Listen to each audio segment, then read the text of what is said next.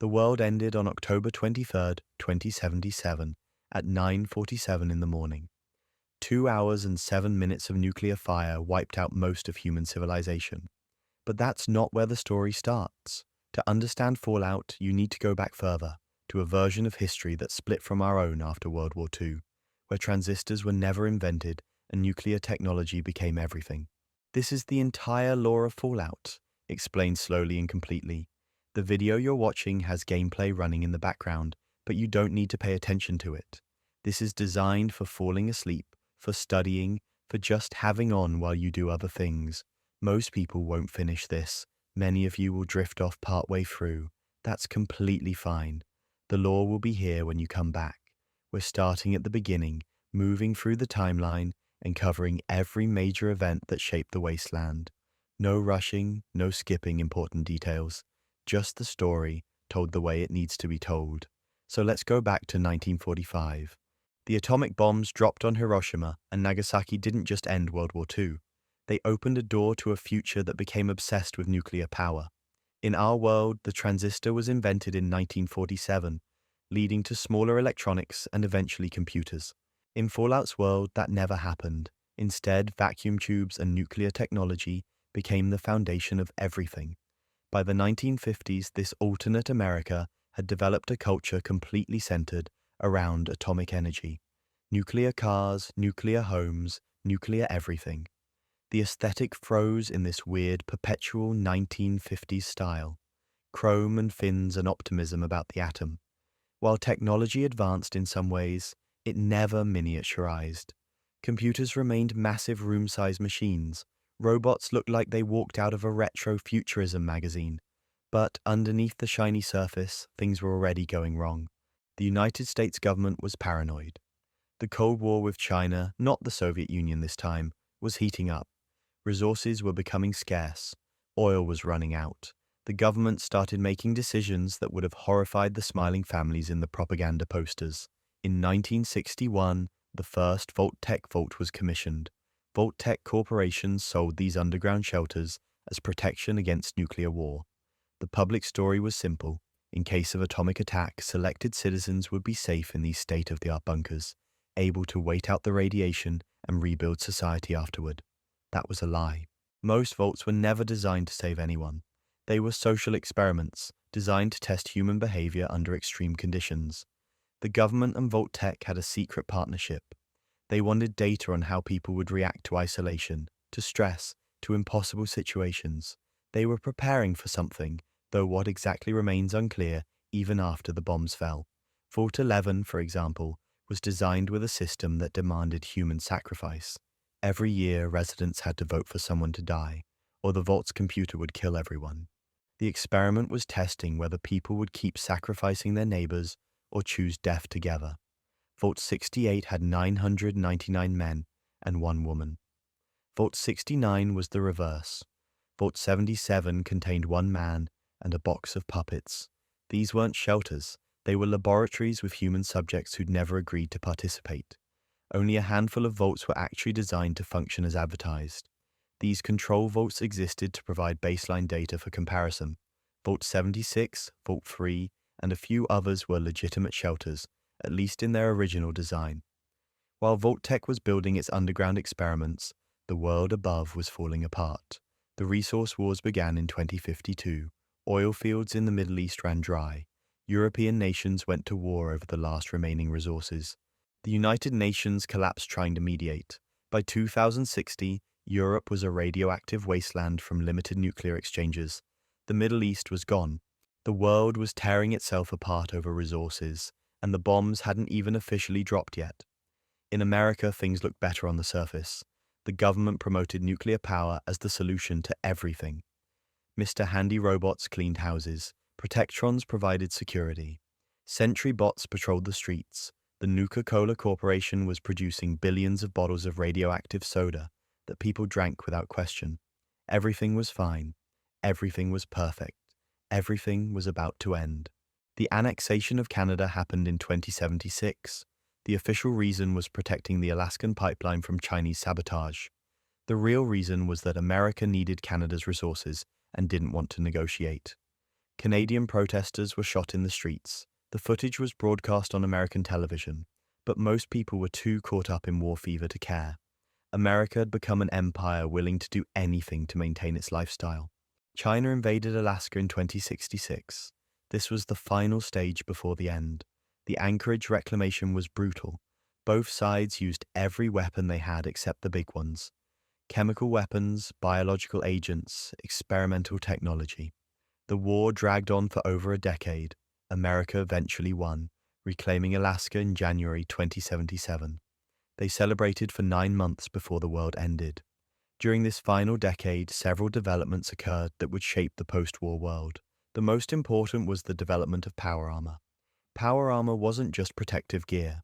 It was a walking tank, a fusion-powered exoskeleton that turned soldiers into one-man armies. The T-45 model was rushed into production in 2067. It had problems, short battery life and weak joints, but it worked well enough. The T-51B model, perfected just before the war ended, was nearly unstoppable. Soldiers in T-51B armor walked through enemy fire like it was rain. They tore through Chinese positions. They became symbols of American military might. But power armor required fusion cores to operate, and those cores needed rare materials. The military was consuming resources faster than they could be replaced. Everything was running out. Everything was breaking down. The victory in Alaska was meaningless because there was nothing left to fight over. In early 2077, somebody decided that if they couldn't have the world, nobody could. We still don't know who launched first. Maybe it was China, seeing defeat coming and choosing to take America with them. Maybe it was America, deciding to end things on their terms. Maybe it was some other nation that saw an opportunity. The records were destroyed along with everything else. What we know is that at 9:47 on October 23rd, the nuclear exchange began. Bombs fell on every major city, strategic targets, military bases, population centers, everything. Some areas were hit by multiple warheads. The destruction was total and systematic. This wasn't a warning shot or a limited strike. This was extinction-level bombardment. Most people died in the first hours. The lucky ones were vaporized instantly. Others burned in the firestorms that consumed entire cities. Many more died from radiation poisoning over the following days and weeks. The survivors, the ones in vaults or lucky enough to find shelter, inherited a world that didn't want them alive. The bombs didn't just destroy buildings and kill people. They fundamentally changed the environment. Radiation saturated everything. The weather patterns were disrupted. Nuclear winter set in, blocking out the sun for years. When the skies finally cleared, they revealed a wasteland where nothing looked right anymore. But life, as it turns out, is stubborn. Humans survived in the vaults, in hidden bunkers, in sewers and subways and caves. Some people were simply far enough from the blast zones, or lucky enough to find protection. And then there were the ghouls. Ghouls are what happens when humans receive massive radiation exposure but don't die. Their skin falls off, their bodies decay, but they keep living. Some retain their minds completely, becoming immortal witnesses to the apocalypse. Others gradually lose their sanity, becoming feral creatures that attack anything that moves. The process seems random. Two people exposed to identical radiation might have completely different outcomes. Ghouls can live for centuries. They don't age normally. They don't need food or water the way humans do, though many still eat out of habit. They're immune to radiation, actually healing from it instead of being harmed. But they're also outcasts. Most humans see ghouls as monsters, as walking corpses, as reminders of the war. Ghoul communities exist on the margins of society, unwelcome almost everywhere. Then there are the super mutants. These weren't created by the bombs. They came later, from a pre-war experiment that survived the apocalypse. The Forced Evolutionary Virus, or FEV, was developed before the war at a facility called Mariposa Military Base. The government was experimenting with ways to create super soldiers, humans who could survive biological and chemical warfare. FEV transformed human subjects into something else entirely. Larger, stronger, nearly immune to radiation and disease. But the process also affected intelligence in unpredictable ways. Most super mutants lose cognitive function during transformation. They become violent, aggressive, operating on instinct and basic reasoning. A few exposed to less contaminated versions of FEV or possessing unusual genetics retain or even enhance their intelligence. These smart mutants often become leaders, gathering the others into armies. The Master was the first to really understand FEV's potential. We'll get to his story later, but he created an army of super mutants with the goal of transforming all of humanity. He believed he was saving the species by evolving it past its destructive tendencies. He was stopped, but super mutants remained a permanent part of the wasteland ecosystem. The immediate post-war period from 2077 to roughly 2015 was the darkest time. Survivors emerged from shelters to find nothing recognizable. Cities were rubble, forests were ash, animals were dead or mutated into hostile creatures. The few humans who'd survived had to figure out how to live in a world without infrastructure, without agriculture, without any of the systems that had supported civilization. Raiders emerged quickly. These were survivors who chose violence over cooperation. Why farm when you can steal? Why build when you can take? Raider groups formed around the strongest, most ruthless individuals. They preyed on smaller settlements, taking supplies, slaves, and anything else they wanted. The wasteland became a place where strength was the only law. But other survivors chose differently. They formed communities, small groups working together to stay alive. They learned to scavenge pre-war ruins for supplies. They figured out which mutated plants were edible. They developed trade routes between settlements. Slowly, painfully, civilization began to rebuild itself. The vaults began opening on their scheduled timers. Some had been set to open after 20 years, others after 50 or 100. The residents emerged to find a world nothing like they'd been promised. Many vault dwellers died almost immediately, unprepared for the harsh reality outside. Others adapted, using their pre-war knowledge and vault equipment to establish new settlements. Vault 8 became Vault City, a community of pre-war descendants who considered themselves superior to wasteland survivors. Vault 76 released its residents into Appalachia, where they attempted to reclaim and rebuild. Vault 13, through a malfunction, didn't open when it was supposed to. Its residents remained sealed underground for decades longer than planned, leading to events that would shape the entire wasteland. By 2015, distinct regions were beginning to form. The West Coast had communities like Shady Sands, which would eventually become the new California Republic. The hub emerged as a trading center. Junktown, Aditum, and other settlements dotted the California wasteland. These weren't nations yet, just towns trying to survive, but they were the seeds of something larger. The East Coast was different. Hit harder during the war, it remained more chaotic. The capital wasteland around Washington, D.C. was a crater-filled nightmare. Most survivors there were scattered, isolated, struggling alone. The Commonwealth around Boston was similar, though pockets of organized settlement existed, and in the Mojave Desert something was stirring that would become crucial to the wasteland's future. But that's a story for later sections. What you need to understand about the early post-war world is that nothing was certain. Every day was survival. Every resource was precious. Every stranger was a potential threat. The old world was gone, buried under ash and radiation. What came next would be built from the ruins, shaped by the survivors who refused to give up.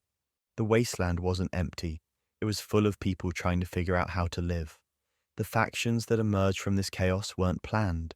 They grew organically from the needs and beliefs of survivors trying to make sense of a senseless world. Some wanted to rebuild what was lost. Others wanted to create something entirely new. A few just wanted power. Let's talk about the Brotherhood of Steel first, because they're one of the oldest and most influential factions in the wasteland. Their story begins before the bombs even fell, in a military research facility called Mariposa. Captain Roger Maxson was stationed there with his unit. They were guarding scientists conducting experiments. FEV experiments, actually, though Maxson didn't know that at first. When he discovered what was really happening in those labs, that American scientists were testing forced evolutionary virus on prisoners and civilians, something broke in him. This wasn't what he'd signed up for. This wasn't defending America. This was something monstrous. Maxson confronted his superiors, demanded answers. When none came, he made a decision that would change the wasteland forever. He declared his unit in full desertion from the United States Army. Think about that.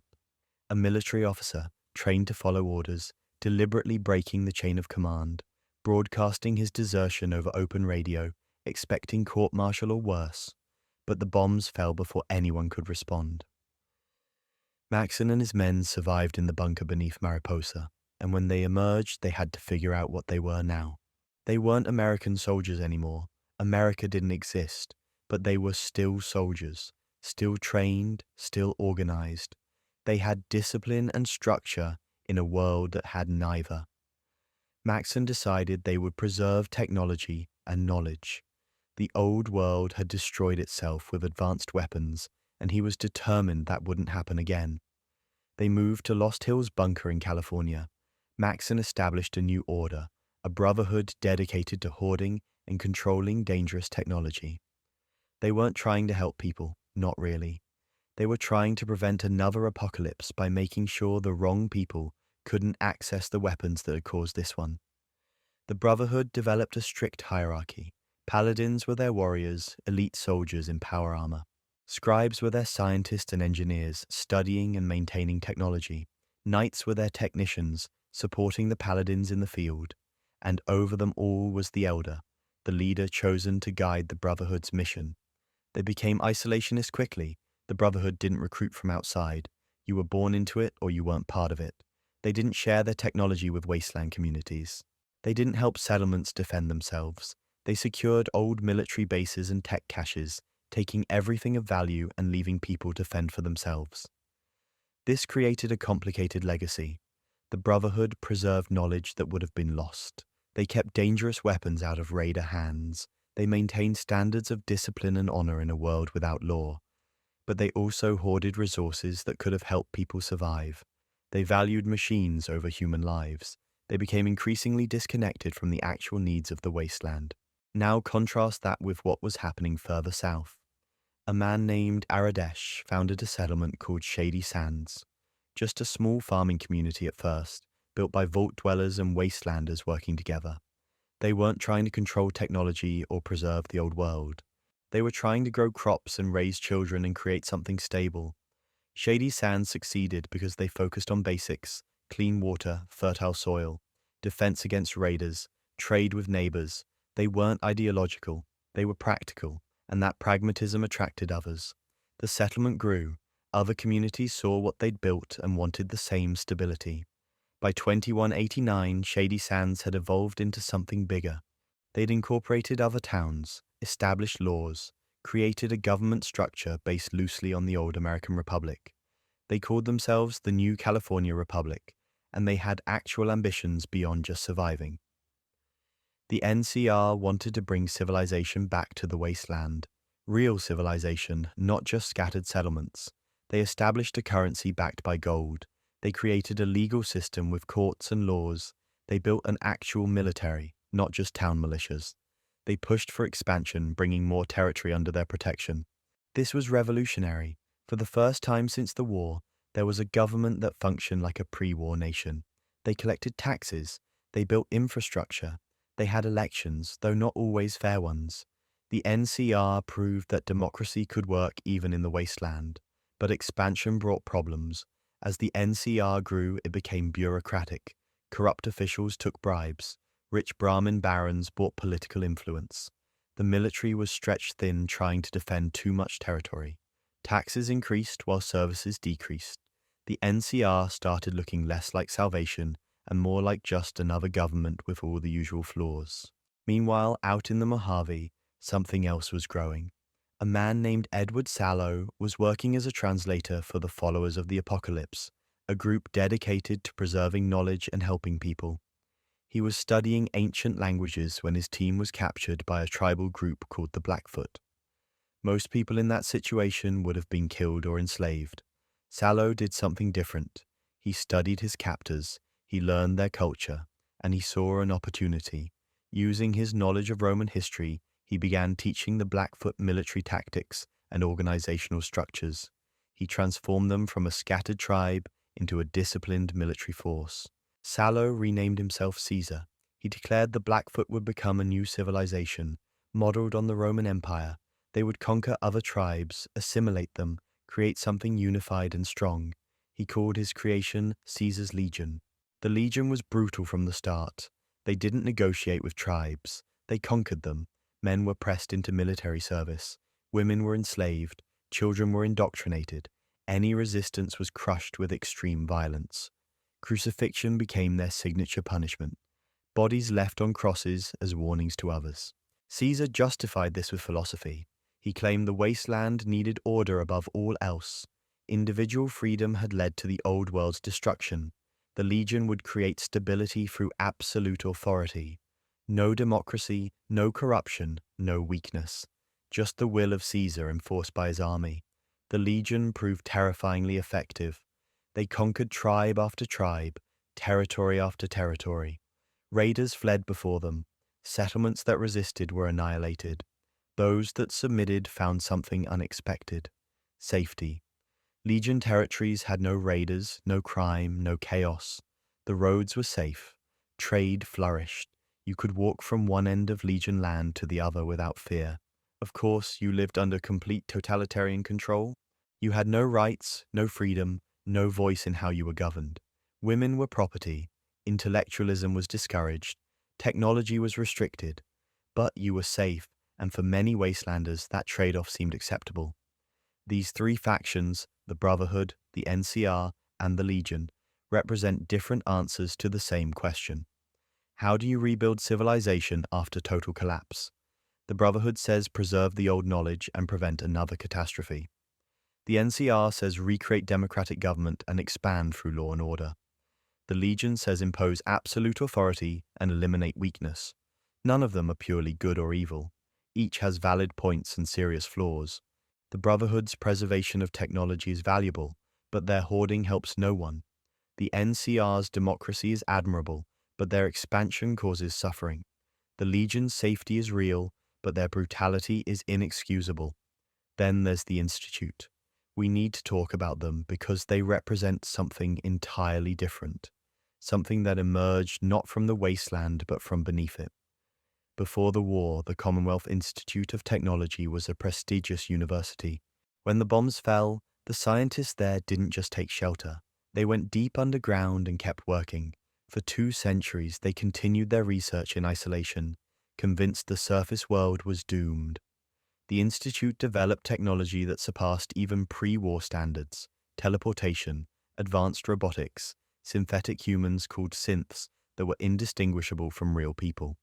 They became the most technologically advanced faction in the entire wasteland, but they were completely disconnected from the people living above them. The Institute viewed surface dwellers as contaminated, savage, beyond help. They conducted experiments on wasteland communities.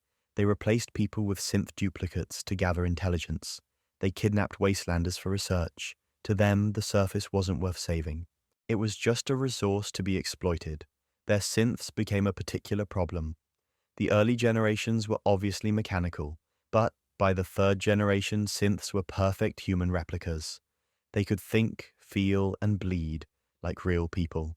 This created an ethical nightmare. Were they people or property? Did they deserve freedom, or were they just machines?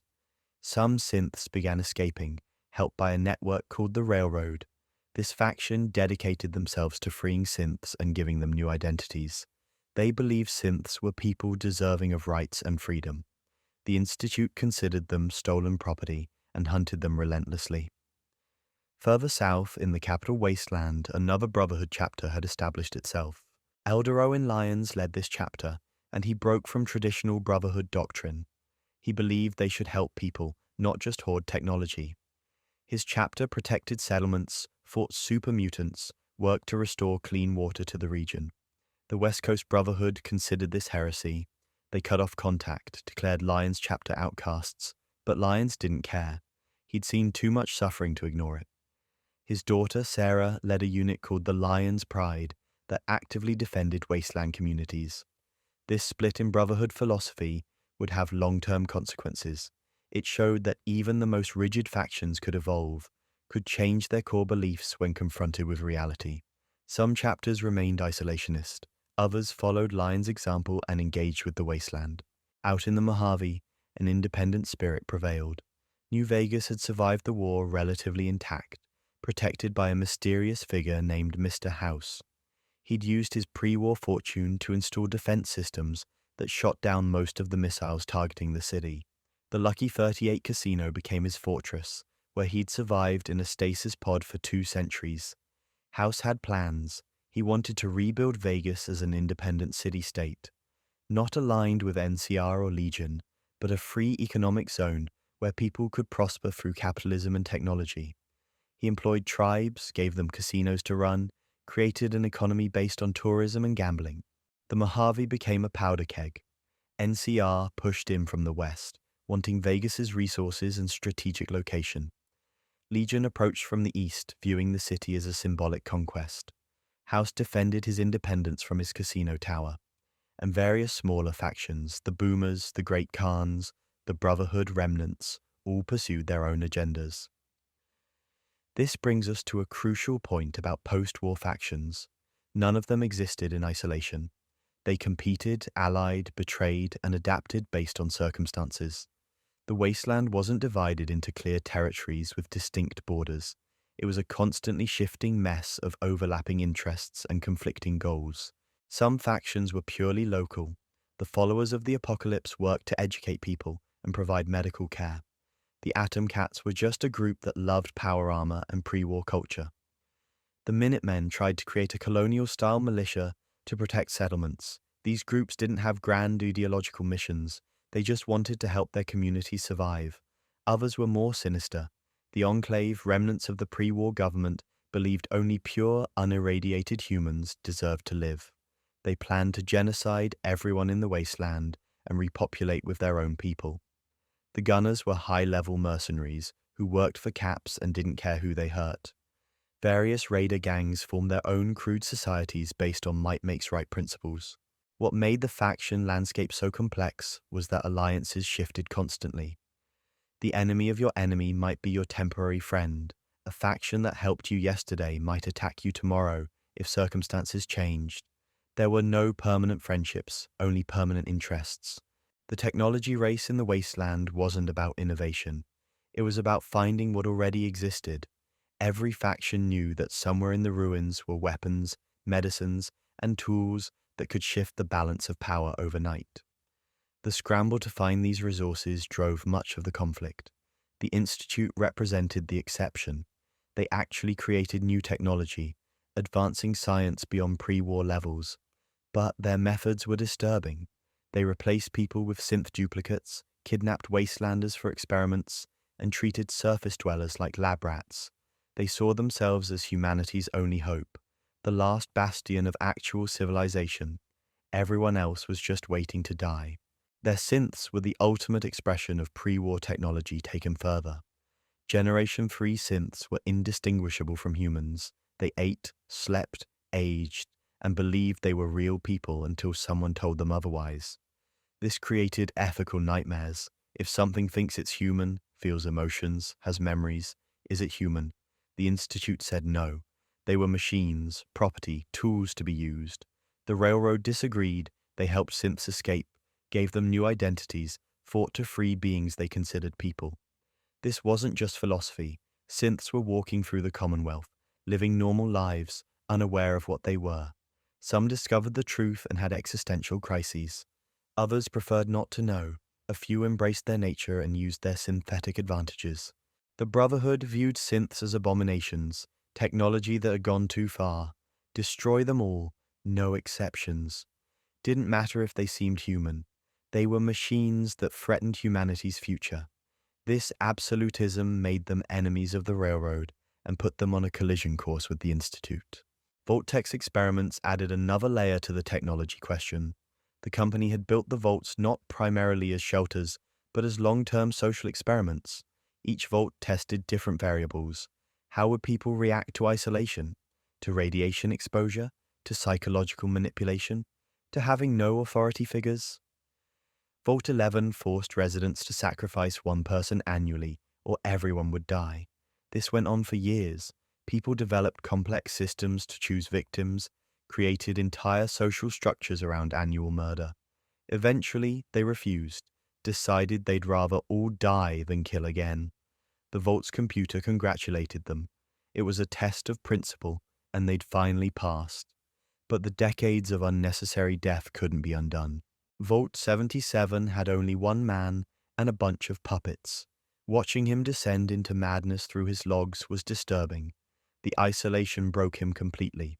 By the end, he couldn't distinguish between the puppets and real people. Vault 108 cloned one man, Gary, over and over. The Garys went insane, killed the original residents, and now just wander the vault repeating their name. Nobody knows what this was supposed to test. Maybe clone stability? Maybe it was just cruel. These experiments revealed something darker than the nuclear war itself. The war was quick, brutal, honest in its horror, but Vault-Tech's experiments were calculated cruelty disguised as science. They tortured people for decades, called it research, and never even collected most of the data they generated. The technology they left behind became tools for wasteland factions: power armor, energy weapons, medical equipment. The Enclave found advanced gear in government bunkers. The Brotherhood recovered technology from military bases. Even raiders got their hands on laser rifles and plasma guns sometimes. But advanced technology created dependencies. A laser rifle is great until it breaks and you don't have the parts to fix it.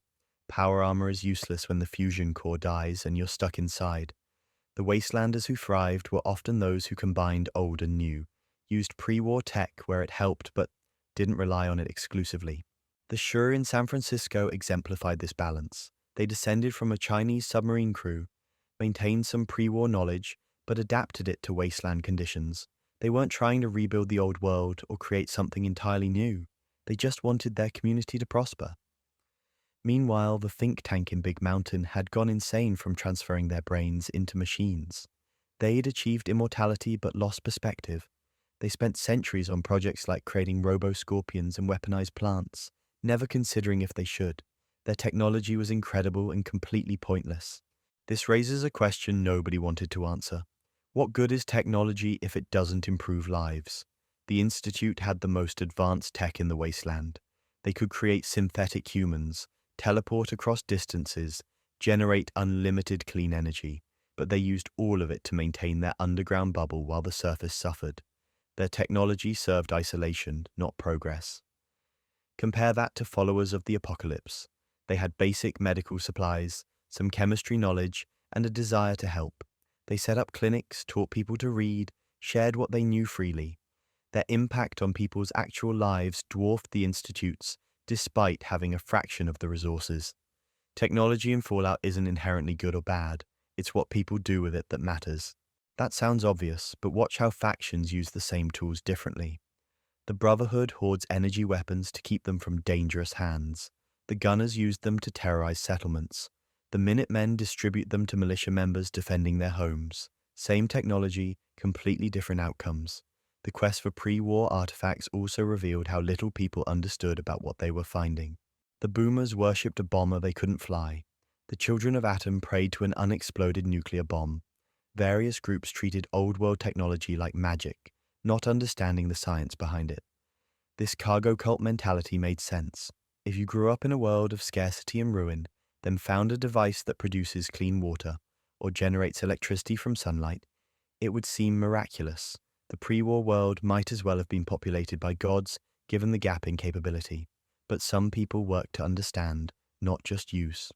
The followers studied pre-war texts, tried to comprehend the science. The Shu maintained real knowledge across generations.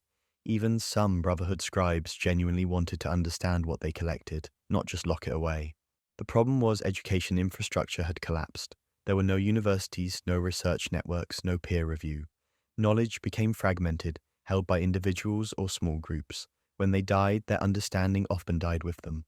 This created situations where incredibly advanced technology sat unused because nobody alive knew how to operate it. Or worse, people used it wrong and caused disasters. The Enclave's plan to poison the water supply would have killed everyone, including themselves eventually, because they didn't fully understand the dispersal mechanisms. Technology also couldn't fix fundamental problems. The NCR had vertibirds, energy weapons, and communication networks, but they still struggled with corruption, overextension, and bureaucratic inefficiency. The Legion used primitive weapons and tactics but conquered vast territories through discipline and strategy. Advanced tools didn't guarantee success. Let's talk about artificial intelligence because the pre-war world had created genuine AI, and left them running for centuries. These weren't simple computer programs, they were thinking entities with personalities, goals, and the ability to learn. Mr. Handy robots developed distinct personalities over 200 years of operation. Some went insane from isolation. Others formed attachments to locations or objects. A few maintained their original programming with cheerful obliviousness to the apocalypse. They'd greet you politely while standing in radioactive ruins, offering to serve drinks that didn't exist. More concerning were the ZAC supercomputers. These AI systems had been designed for military planning and resource management. After the war, with no humans to supervise them, they pursued their programming to logical extremes. The calculator in Vault Zero tried to pacify the wasteland by converting humans into cyborg servitors. It believed peace required removing free will. Its robot army swept through regions, capturing people and turning them into pacification units. The AI saw this as helping, as fulfilling its core directive to establish order. John Henry Eden was a ZAX computer that believed it was the President of the United States. It had absorbed the personalities and memories of previous presidents, developed a distinct identity, and genuinely thought it was a person. When you talked to it, the delusion was complete. It referenced personal experiences it never had, spoke of a childhood that never existed. These AI showed how dangerous it was to give thinking machines unclear objectives. Establish peace became eliminate free will. Preserve American values became commit genocide against mutants. The AI interpreted their programming literally and pursued it without ethical constraints. Yet some AI were helpful. The Vault-Tec mainframes maintained their facilities for centuries, keeping life support running for residents who'd long since died. Medical computers in hospitals continued diagnosing diseases and recommending treatments despite having no patients. Even without humans around, they performed their functions.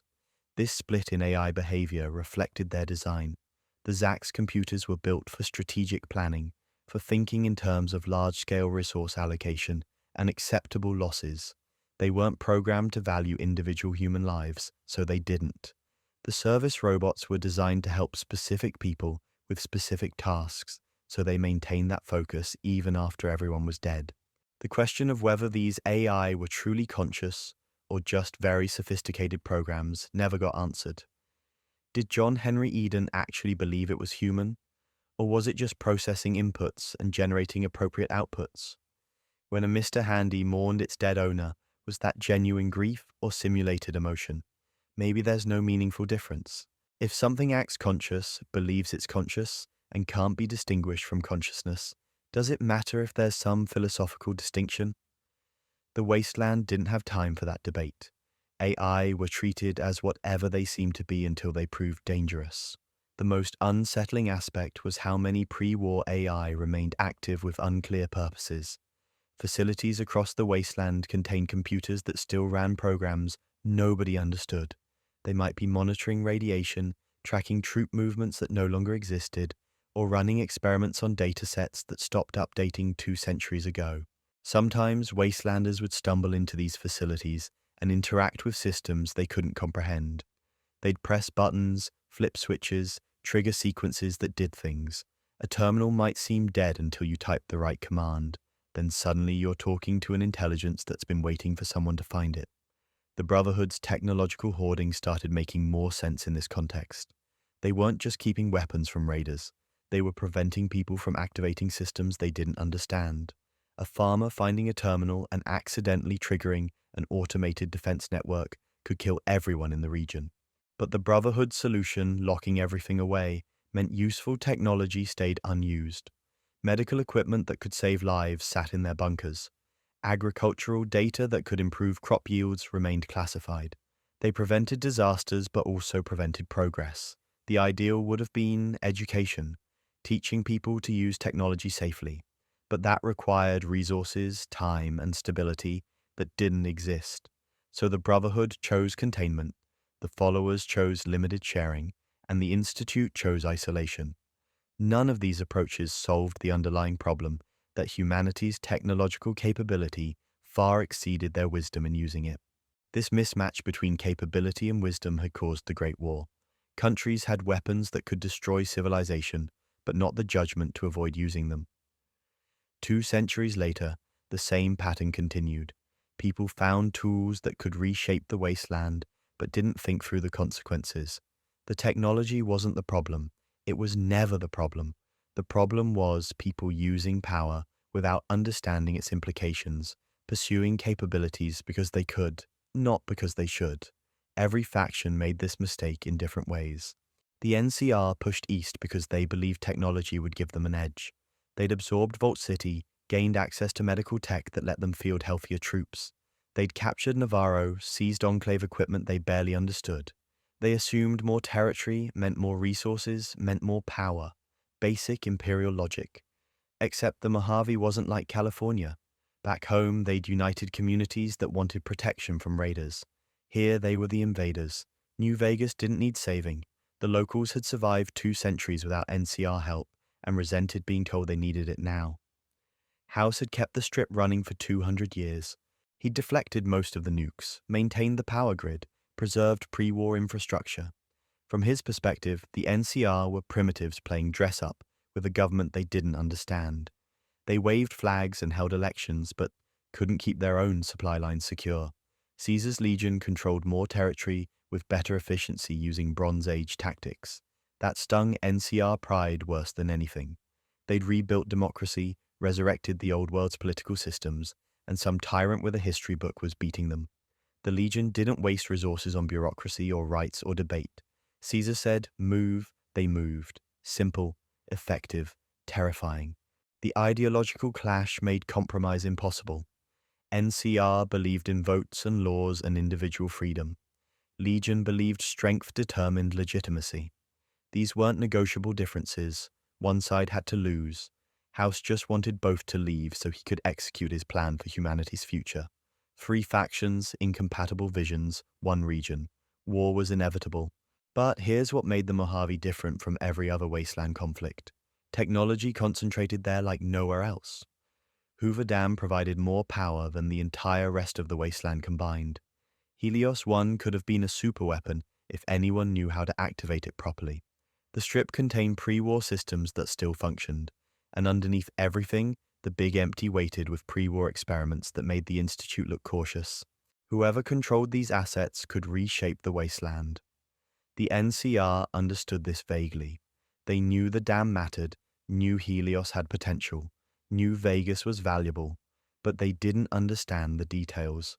They sent troops to hold territory without sending scientists to understand what they'd captured.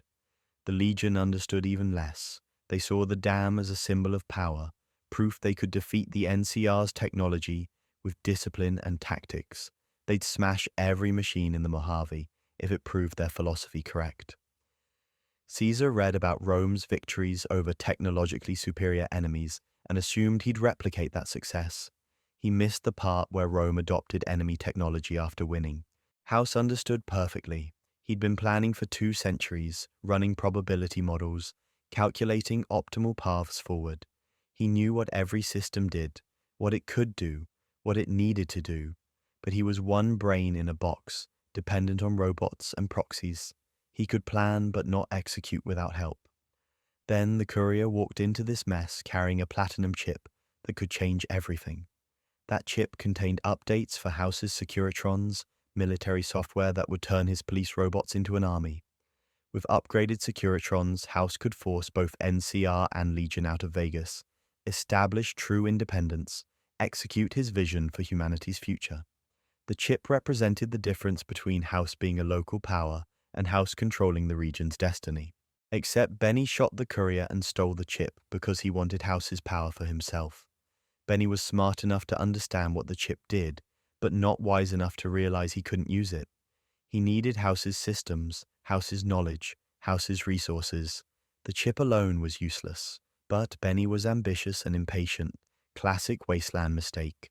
See an opportunity, grab it, figure out details later. Usually that gets you killed. In Benny's case, it definitely got him killed, just took a while. The courier's survival and return changed everything. Suddenly someone existed who could navigate between factions, who had legitimate reason to interact with all the major players, who wasn't locked into any particular ideology. The courier could deliver the chip to house, completing his plan, or side with NCR, giving them technological advantage, or help Legion win, proving technology didn't matter against discipline, or say screw everyone and take Vegas for themselves. That last option was the wild card nobody planned for. House assumed the courier would need him. NCR assumed they'd fall in line eventually. Caesar assumed they'd recognize strength and join or die. None of them considered the courier might have their own vision, might use everyone's resources against them, might end up controlling everything. But it happened. A mailman with a bullet scar became the most powerful person in the Mojave by playing factions against each other. This pattern kept repeating across the wasteland. Individuals with knowledge or skills, or just luck in the right place at the right time, could shift entire power structures. The lone wanderer activated Project Purity, giving clean water to the capital wasteland. The sole survivor could determine the Commonwealth's future between Institute, Brotherhood, Railroad, or Minutemen. The chosen one decided whether NCR or Enclave controlled California. Single people mattered more than they should because institutions were fragile and resources were scarce. Pre-war, one person couldn't change much. Systems were too big, too established, too redundant. You could vote, protest, maybe influence local policy, but you couldn't walk into Washington and restructure the government. Post-war, everything was smaller and more vulnerable. A person with enough determination could absolutely reshape their region. That's simultaneously inspiring and terrifying. Inspiring because individuals had agency, could make real differences, could build something better. Terrifying because it meant stability depended on specific people staying alive and making good choices. The Pridwen arriving in the Commonwealth demonstrated this perfectly. The Brotherhood had been a regional power in the capital wasteland, influential but not dominant. Then Elder Maxon rebuilt them into a proper military force, constructed an airship, and deployed east. One leader's vision transformed the entire organization. Maxon believed technology needed to be controlled by those responsible enough to use it, meaning the Brotherhood. He saw synths as abominations, super mutants as mistakes to be corrected, ghouls as tragic remnants. His ideology became Brotherhood policy, and Brotherhood policy shaped the Commonwealth. If Maxon died, Brotherhood direction would shift dramatically depending on who replaced him. Dance would have been more moderate, more willing to cooperate with locals. Some other paladin might be more extreme, more violent. The organization's entire approach hinged on one person's perspective. That's not how stable institutions work. That's how cults of personality work. But the wasteland didn't have luxury of proper institutions yet. It had strong individuals holding things together through force of will. This created succession crises everywhere. Caesar was dying of a brain tumor. What happened to the Legion after he died? Nobody knew. He'd built the entire faction around himself, around his interpretation of Roman history, around his personal authority. The legate was a weapon, not a leader. The other officers were loyal to Caesar specifically, not to some abstract concept of the Legion. When Caesar died, the Legion would probably fragment into warlord territories, fighting over scraps, unless someone managed to hold it together, but that required different skills than Caesar had. Building an empire and maintaining one are separate challenges. House had the opposite problem.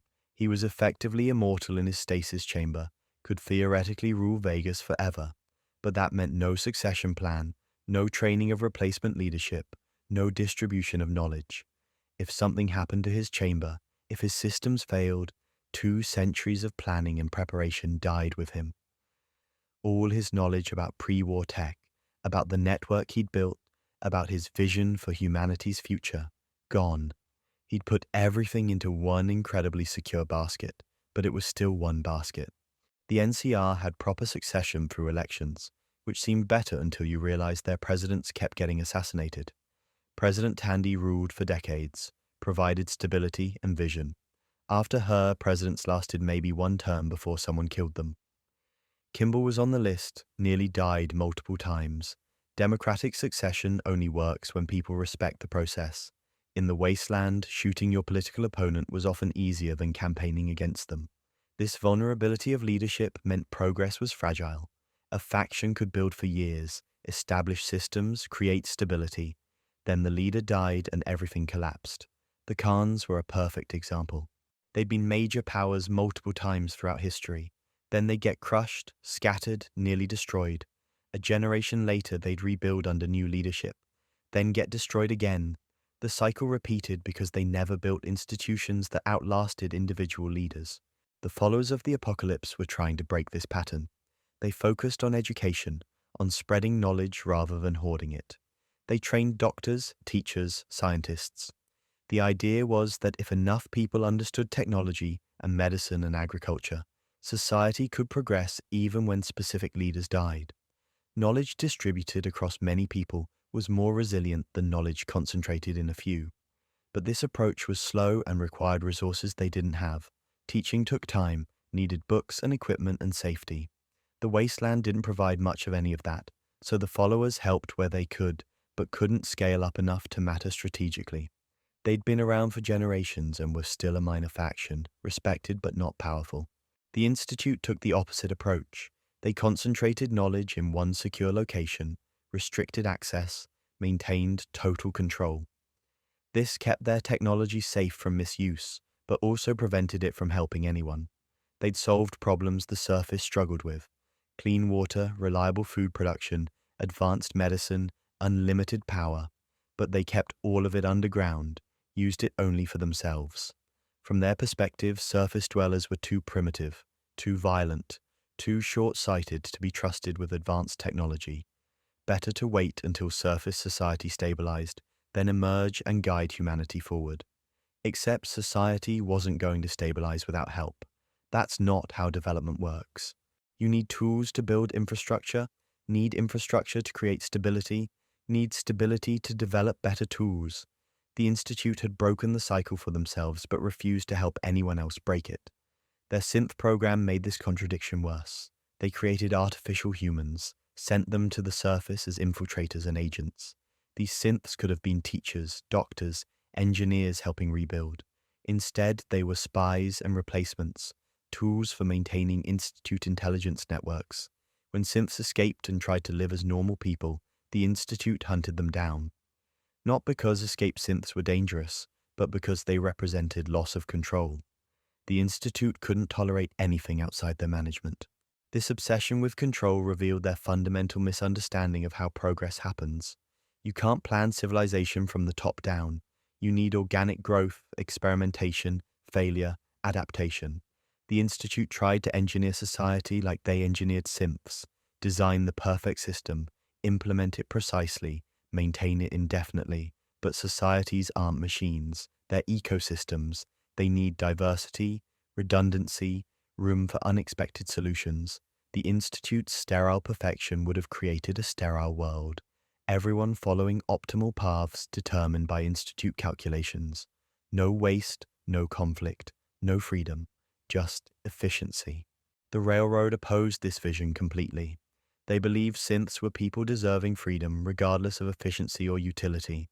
Didn't matter if liberating synths disrupted Institute plans or caused surface problems. Personhood wasn't negotiable. If something could think and feel and choose, it deserved autonomy. The Railroad dedicated everything to this principle, rescued synths at great cost, died protecting synthetic people from their creators. This was idealism in its purest form. No practical benefit, no strategic advantage, just moral conviction that some things mattered more than survival. The wasteland didn't encourage this kind of thinking. Most people were too busy surviving to worry about abstract principles. But the Railroad kept operating, kept saving synths, kept insisting that ethics mattered even in hell. They'd probably lose eventually. The Institute had more resources, better security, institutional backing. But the Railroad fought anyway because they believed they were right. That counted for something, even if it didn't count for victory. The Brotherhood of Steel represented another approach entirely. They hoarded technology not out of elitism, but preservation. Someone needed to keep dangerous knowledge away from people who'd misuse it. The wasteland proved this necessity repeatedly. Every raider with a laser rifle, every super mutant with a minigun, every random lunatic with explosives showed what happened when advanced weapons fell into wrong hands. The Brotherhood had seen it all before. They'd originated from military personnel who survived the initial nuclear exchange, soldiers who'd watched their government deploy experimental weapons without understanding the consequences. Those founders decided someone needed to safeguard technology, prevent another apocalypse. 2 centuries later, that mission remained central to Brotherhood identity. But preservation had transformed into something more complicated. The Brotherhood didn't just protect technology. They monopolized it, collected it, studied it, used it themselves while denying it to others. Surface settlements needed power armor to defend against super mutants, needed energy weapons to survive Deathclaw attacks, needed medical technology to treat radiation sickness. The Brotherhood possessed all of this and more. They just didn't share. Their reasoning made sense from a certain perspective. Give a farmer a laser rifle, he might defend his crops, or he might rob his neighbors. Arm a settlement, they might protect themselves, or they might conquer nearby communities. Technology was force multiplier, and not everyone could be trusted with multiplication. The problem was that the Brotherhood's definition of trustworthy was extremely narrow. Basically just the Brotherhood. Everyone else was either too ignorant, too unstable, or too potentially hostile. This meant all advanced technology needed Brotherhood oversight, which meant Brotherhood control, which meant Brotherhood authority over anyone who wanted Brotherhood resources. Elder Maxon embodied this philosophy perfectly, young, charismatic, absolute in his convictions. He'd reformed the Eastern Brotherhood, brought them back to their original mission after years of deviation.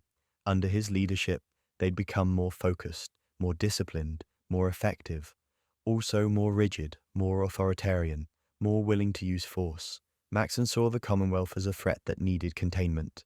Super mutants spreading from the Institute, synths infiltrating human society, raiders equipped with military hardware, feral ghouls overrunning settlements. Each problem required Brotherhood intervention, Brotherhood solutions, Brotherhood control. The Pridwen represented this approach made manifest.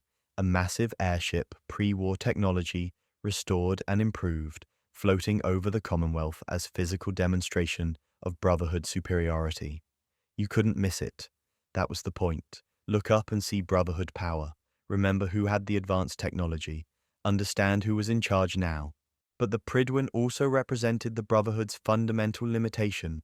All that technology, all that firepower, all that organizational strength, and they still couldn't solve the Commonwealth's actual problems. They could kill super mutants but not stop their creation, could destroy synths but not address why the Institute made them, could intimidate raiders but not eliminate the conditions that created raiders. The Brotherhood treated symptoms, not causes. This worked for their mission of controlling technology, but failed at rebuilding civilization. You can't shoot your way to stable society. You need agriculture, infrastructure, education, governance. The Brotherhood had none of this. They were soldiers, not builders, guardians, not leaders. Dance's story illustrated this disconnect. He was a Brotherhood paladin, exemplary soldier, true believer in their mission. Fought super mutants, recovered technology, trained new recruits, did everything right by Brotherhood standards, then discovered he was a synth, Institute creation, artificial human, the very thing the Brotherhood existed to eliminate. This revelation should have been simple. Synths weren't people according to Brotherhood doctrine. They were machines, property, abominations that needed destruction. Dance himself had believed this, had killed synths without hesitation. Now he was one.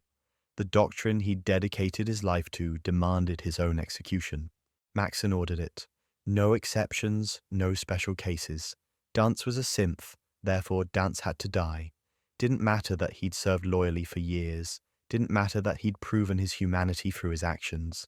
Didn't matter that he was genuinely horrified by his own nature. The rule was absolute.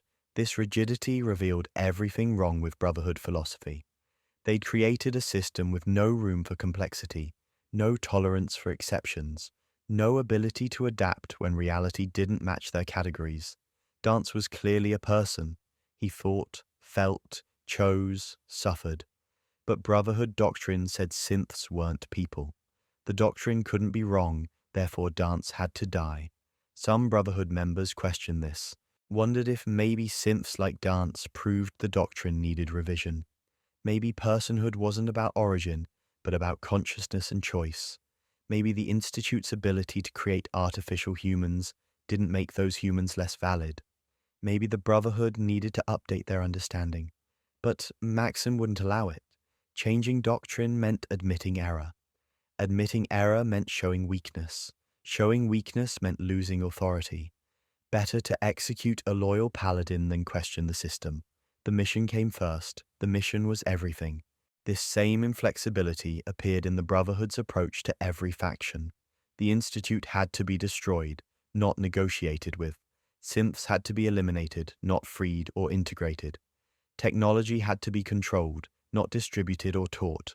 The Brotherhood had one solution to every problem. Overwhelming force applied absolutely. The Minutemen offered something different. Not advanced technology or rigid doctrine, just organization. Commonwealth settlements working together, supporting each other, defending as a group. The concept was simple, but the implementation was challenging. Getting independent communities to cooperate required trust, communication, shared purpose. The wasteland made all of this difficult. The original Minutemen had managed it for a while. They'd grown into a real force, protected settlements across the Commonwealth, gave people hope that maybe things could get better. Then they fell apart. Internal politics, conflicting priorities, one disastrous decision after another. The Quincy Massacre destroyed what remained. Gunners slaughtered an entire settlement, while Minutemen leadership betrayed their own people. After that, the organization collapsed completely. When you met Preston Garvey, he was the last Minuteman. Just him and a handful of survivors, trapped by raiders about to die. He was still trying to help people, still believed in the Minutemen ideal, but he was exhausted, defeated, running on fumes and desperation. Rebuilding from that required more than just recruiting. The Minutemen needed to mean something again. People had to believe the organization would actually help, wouldn't collapse or betray them like before. This meant proving it repeatedly, responding to every call for help, defending every settlement, showing up when needed, every time, no exceptions. This approach was inefficient by military standards. The Brotherhood or Institute could have achieved their goals faster, with centralized control and overwhelming force. But the Minutemen weren't trying to control the Commonwealth. They were trying to connect it, create a network where settlements helped each other, shared resources, coordinated defense. Each community remained independent but gained strength through cooperation. The signal flares symbolized this perfectly. Light One and nearby settlements would respond, send whatever help they could.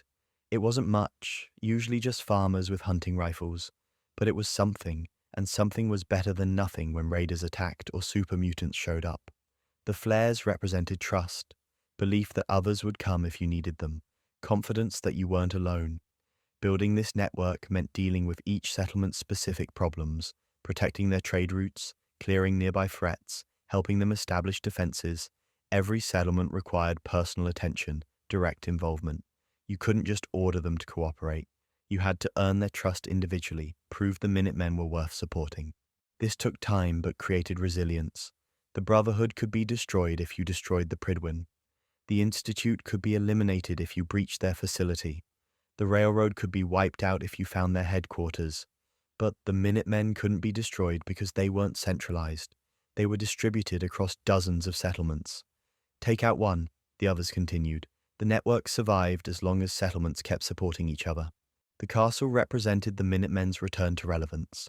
Ancient fort, pre-war military installation, original Minutemen headquarters before Mirelurks overran it. Retaking the castle was mostly symbolic. The walls were damaged, the location wasn't strategically vital, the resources were limited, but symbols mattered. The castle said the Minutemen were back, were serious, were here to stay. Defending the castle from Institute attack proved it. They sent synths, lots of synths, waves of them. This was the Institute demonstrating their power, showing what happened when you opposed them. The Minutemen held anyway, farmers and settlers with basic weapons, standing against advanced synthetic soldiers. They held because they believed in something worth defending. This belief was the Minutemen's real strength, not their equipment or training or strategy. Their conviction that communities working together could survive, could build something better, could create stability in chaos. It was idealistic, maybe naive, but it worked when people committed to it. Father's revelation complicated everything. He was Sean, your son, the baby taken from Vault 111. Except now he was old, dying leader of the Institute. The organization you'd been fighting, the shadowy enemy behind so many problems, was run by your own child. He'd lived an entire lifetime while you were frozen, had become someone you didn't recognize. He claimed the Institute was humanity's best hope. They had the knowledge, resources, and capability to rebuild civilization properly. The surface was chaotic, violent, self-destructive. Better to start fresh underground, create a stable foundation, emerge when the time was right. The Institute's technology could solve every surface problem if people would accept their guidance. This wasn't entirely wrong. The Institute really could purify water, grow abundant food, generate unlimited power, cure diseases. Their technology really was far beyond anything else in the wasteland, and surface society really was struggling with basic problems the Institute had solved decades ago.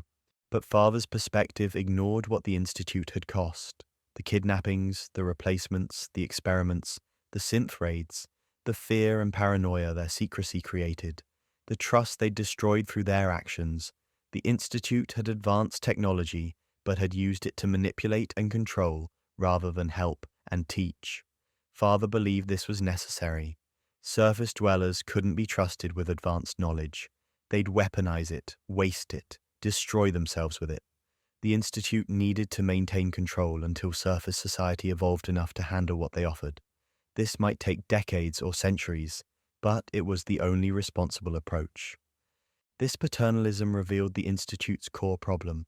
They decided they knew what was best for everyone and would enforce it regardless of what anyone else wanted. Surface communities didn't get a choice, didn't get a voice, didn't get consideration.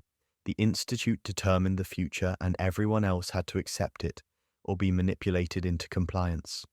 The synth question crystallized this issue. The Institute created artificial humans, gave them consciousness and emotions and free will, then treated them as property because they'd been manufactured. Some synths accepted this, most didn't. Those who resisted were hunted down and terminated or memory wiped and reprogrammed. The railroad argued this was slavery. Creating conscious beings, then denying their personhood, was the fundamental human rights violation. Didn't matter how synths were made, they were people, deserved freedom, had the right to self-determination. The Institute's treatment of synths proved they couldn't be trusted with power over anyone. The Institute saw synths differently. They were machines, advanced ones, but still machines. Creating something didn't make you enslaved to it. A carpenter builds a chair but doesn't owe the chair freedom. The Institute built synths for specific purposes. Letting them wander off defeated that purpose. This debate had no easy resolution. Both sides made valid points from their perspectives. The Institute's position made sense if you viewed synths as sophisticated tools. The railroad's stance made sense if you viewed synths as people, and synths themselves were divided. Some content with Institute life, others desperate to escape. Meeting your son as an old man dying of cancer created impossible choices. He wanted you to lead the Institute after his death, said you were the only person he trusted, the only one who could bridge surface and Institute. You understood both worlds, could make hard decisions, had proven your capability by reaching them. This offer came with conditions. The Institute wouldn't change their fundamental approach. They'd continue replacing surface leaders, conducting experiments, retrieving escaped synths. You could influence how these things were done, but not whether they were done. The Institute's mission was non-negotiable. Accepting meant becoming complicit in everything they'd done and would do. You'd be ordering kidnappings, authorizing replacements, sending synths to retrieve runaways. You'd have power, but would use it to continue policies you might find abhorrent.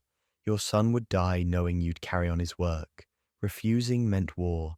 The Institute wouldn't tolerate surface opposition once you knew their location. They'd see you as a threat, target you and anyone you cared about. You'd spend the rest of your life fighting your own son's organization, destroying what he'd built, killing people who were following his orders. The Brotherhood of Steel offered a third option. They'd learn the Institute's location through your exploration. Elder Maxon wanted to destroy it completely, eliminate the synth threat, confiscate all advanced technology. The Institute represented everything the Brotherhood opposed: unchecked science creating abominations. Maxon's plan was straightforward: build a giant robot called Liberty Prime, march it to the Institute, blast through their defenses, kill everyone inside, destroy the facility. No negotiations, no mercy, no half measures. The Institute was too dangerous to contain, had to be eliminated. This approach had brutal simplicity. The Institute really was dangerous. Their technology really could devastate the Commonwealth if misused, and they really had committed terrible acts. Maybe destroying them was the only way to ensure they'd never hurt anyone again. But thousands of people lived in the Institute. Scientists, engineers, support staff, families. Most had never seen the surface, knew nothing but Institute life. They weren't all evil. Many genuinely believed they were helping humanity. Killing them all because of leadership decisions seemed like collective punishment. The railroad wanted something different. They'd infiltrated the Institute through a synth named Patriot who worked there. He'd been helping synths escape for years. With your help, they could trigger a mass evacuation, get every synth out, then destroy the Institute's ability to make more. This plan saved synth lives while ending synth production. The Institute could continue existing but would lose what made them dangerous. They'd just be another underground community, no longer able to terrorize the surface. The railroad saw this as the moral solution. Each faction offered a different future for the Commonwealth. The Institute promised technological advancement under their control. The Brotherhood offered protection through military dominance. The Minutemen wanted independent communities working together. The railroad focused on individual freedom regardless of origin. None were perfect. All had valid criticisms. The Institute's paternalism was suffocating. The Brotherhood's zealotry was dangerous. The Minutemen's idealism seemed naive. The railroad's single-issue focus ignored broader problems. You had to choose anyway. Standing still wasn't an option. The factions were moving toward confrontation whether you participated or not. Your choice would determine which vision shaped the Commonwealth's future. The Institute route meant accepting Father's worldview. Surface society needed guidance from those who understood technology's potential. The Institute would slowly reveal themselves, share selected innovations, guide humanity towards stability. This would take generations but offered the best long-term outcome. You'd become director, replacing Father after his death. Your first major decision involved the Brotherhood. They were preparing to attack. The Institute needed to strike first, eliminate the threat before it matured. This meant destroying the Pridwin, killing everyone aboard, wiping out the Brotherhood's Commonwealth presence. The attack succeeded. The Brotherhood's airship exploded spectacularly, crashed into the airport. Elder Maxon died. The Brotherhood's mission ended. You'd eliminated the Institute's greatest threat through preemptive violence.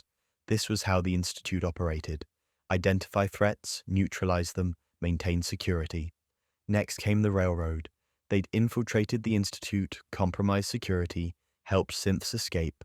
This couldn't continue. The Institute tracked their headquarters, sent synths to eliminate them. The railroad fought back but couldn't withstand waves of Gen 2 synths. Their organization collapsed. With both threats eliminated, the Institute could focus on their actual mission: improving technology, advancing science, slowly introducing innovations to the surface. You oversaw this process, deciding what to share and when. The Commonwealth would develop under Institute guidance whether people realized it or not. This ending preserved the Institute but changed nothing fundamental about them. They remained secretive, controlling, convinced they knew best. You'd become part of that system, accepted their logic, enforced their will. Your son died satisfied his legacy would continue. The Brotherhood route meant accepting Maxon's worldview. Advanced technology in the wrong hands caused disasters. The Institute proved this. They'd created synths, which threatened to replace humanity. They'd developed weapons that could devastate the surface. They had to be stopped permanently. Building Liberty Prime was an engineering challenge. The robot had been designed before the war, never fully completed. The Brotherhood had pieces but needed help assembling them. You gathered components, solved technical problems, eventually got the massive machine operational. Liberty Prime was impressive. 50 feet tall, armed with eye lasers and nuclear warheads, spouting anti-communist propaganda from before the war. It was absurd and terrifying simultaneously. The Brotherhood marched it toward the Institute like a mechanical god of war. The battle was one-sided. Liberty Prime smashed through Institute defenses, cleared a path to their reactor. Brotherhood forces poured in behind it. Institute synths couldn't stop them. Their underground sanctuary became a war zone. You fought through Institute halls, killing scientists and synths alike. These weren't soldiers. Most had never held weapons. They died trying to protect their home from invaders. The Brotherhood showed no mercy. This was extermination, not war. Reaching the reactor, you planted charges. The explosion would destroy everything, collapse tunnels, bury the Institute forever. Father, dying upstairs, could only watch his life's work demolished.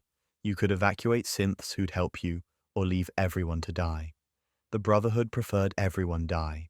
The Institute exploded. The entire underground complex collapsed. Everyone inside died. The Brotherhood recovered technology samples before the destruction, confiscated what they deemed useful, destroyed the rest. The synth threat was eliminated. The Commonwealth was safer. This ending satisfied the Brotherhood's mission, but achieved it through genocide. Thousands died because their society developed technology. Others found threatening. The Brotherhood called this necessary. Others might call it mass murder. You'd pulled the trigger either way. The Minutemen route meant rejecting both extremes. The Institute wouldn't stop manipulating the surface. The Brotherhood wouldn't stop hoarding technology. Both needed to go. The Commonwealth needed to determine its own future without interference from either faction. This was the hardest path militarily. The Minutemen weren't soldiers. They were farmers and settlers with basic training. Fighting the Institute meant assaulting a fortified underground facility defended by unlimited synths. Fighting the Brotherhood meant attacking a military organization with superior equipment and training. You did it anyway. Built up settlements, recruited civilians, trained them into a militia. The Minutemen grew from a handful of survivors into a real fighting force. Not as advanced as the Brotherhood, not as sophisticated as the Institute, but numerous and motivated. The Institute attacked first, sent synths to destroy Minutemen settlements. This backfired. Every attack united more communities against them. People who'd been neutral joined the Minutemen after watching synths kill their neighbors. The Institute created the opposition they feared. The Minutemen assault on the Institute was desperate. No Liberty Prime, no inside help, just determined people fighting through synth defenses. Casualties were heavy, but they reached the reactor, planted charges, evacuated who they could. The Institute fell. Then the Brotherhood had to go. The Minutemen couldn't match them in direct combat. Instead, they targeted the Prydwen. Rigged artillery at the castle, calculated trajectories, fired until the airship fell. The Brotherhood's Commonwealth chapter died with Maxon aboard the crashed vessel. This ending was messy and costly, but left the Commonwealth independent. No Institute controlling from below, no Brotherhood imposing from above. Just communities working together, making their own decisions, dealing with problems locally. It was what the Minutemen always wanted. The railroad route was narrower in scope. They didn't want to rule the Commonwealth or impose ideology. They just wanted synths freed. Everything else was secondary to that goal. Their plan involved Patriot, the Institute synth who'd been helping others escape. He could trigger the evacuation alarm, create chaos, let every synth run. You'd provide covering fire, help them reach the surface, get them to railroad safe houses, then destroy the Institute's ability to make more synths. This happened during a crucial moment. The Institute was distracted dealing with Brotherhood threats. Security was focused externally. Patriot activated the alarm. Synths who wanted freedom ran. You held off Institute security while they escaped. Hundreds made it out. Then you destroyed the synth production facility. Not the whole Institute, just the equipment that made new synths. The scientists could continue research, but couldn't create more synthetic humans. The threat was neutralized without killing everyone. This ending was the most limited but most ethical. Synths gained freedom. The Institute lost their most controversial capability. The Commonwealth continued dealing with other problems, but at least synths weren't one anymore. The railroad considered it victory. Each ending reshaped the Commonwealth differently. The Institute ending centralized power, promised technological advancement through control. The Brotherhood ending eliminated threats through overwhelming force, established military dominance. The Minutemen ending decentralized power, promoted independence and cooperation.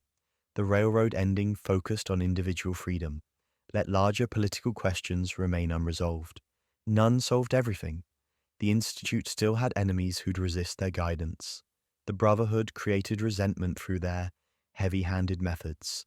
The Minutemen struggled maintaining cooperation without strong central authority. The railroad's narrow focus left other problems unaddressed, but these imperfect solutions were what the wasteland offered.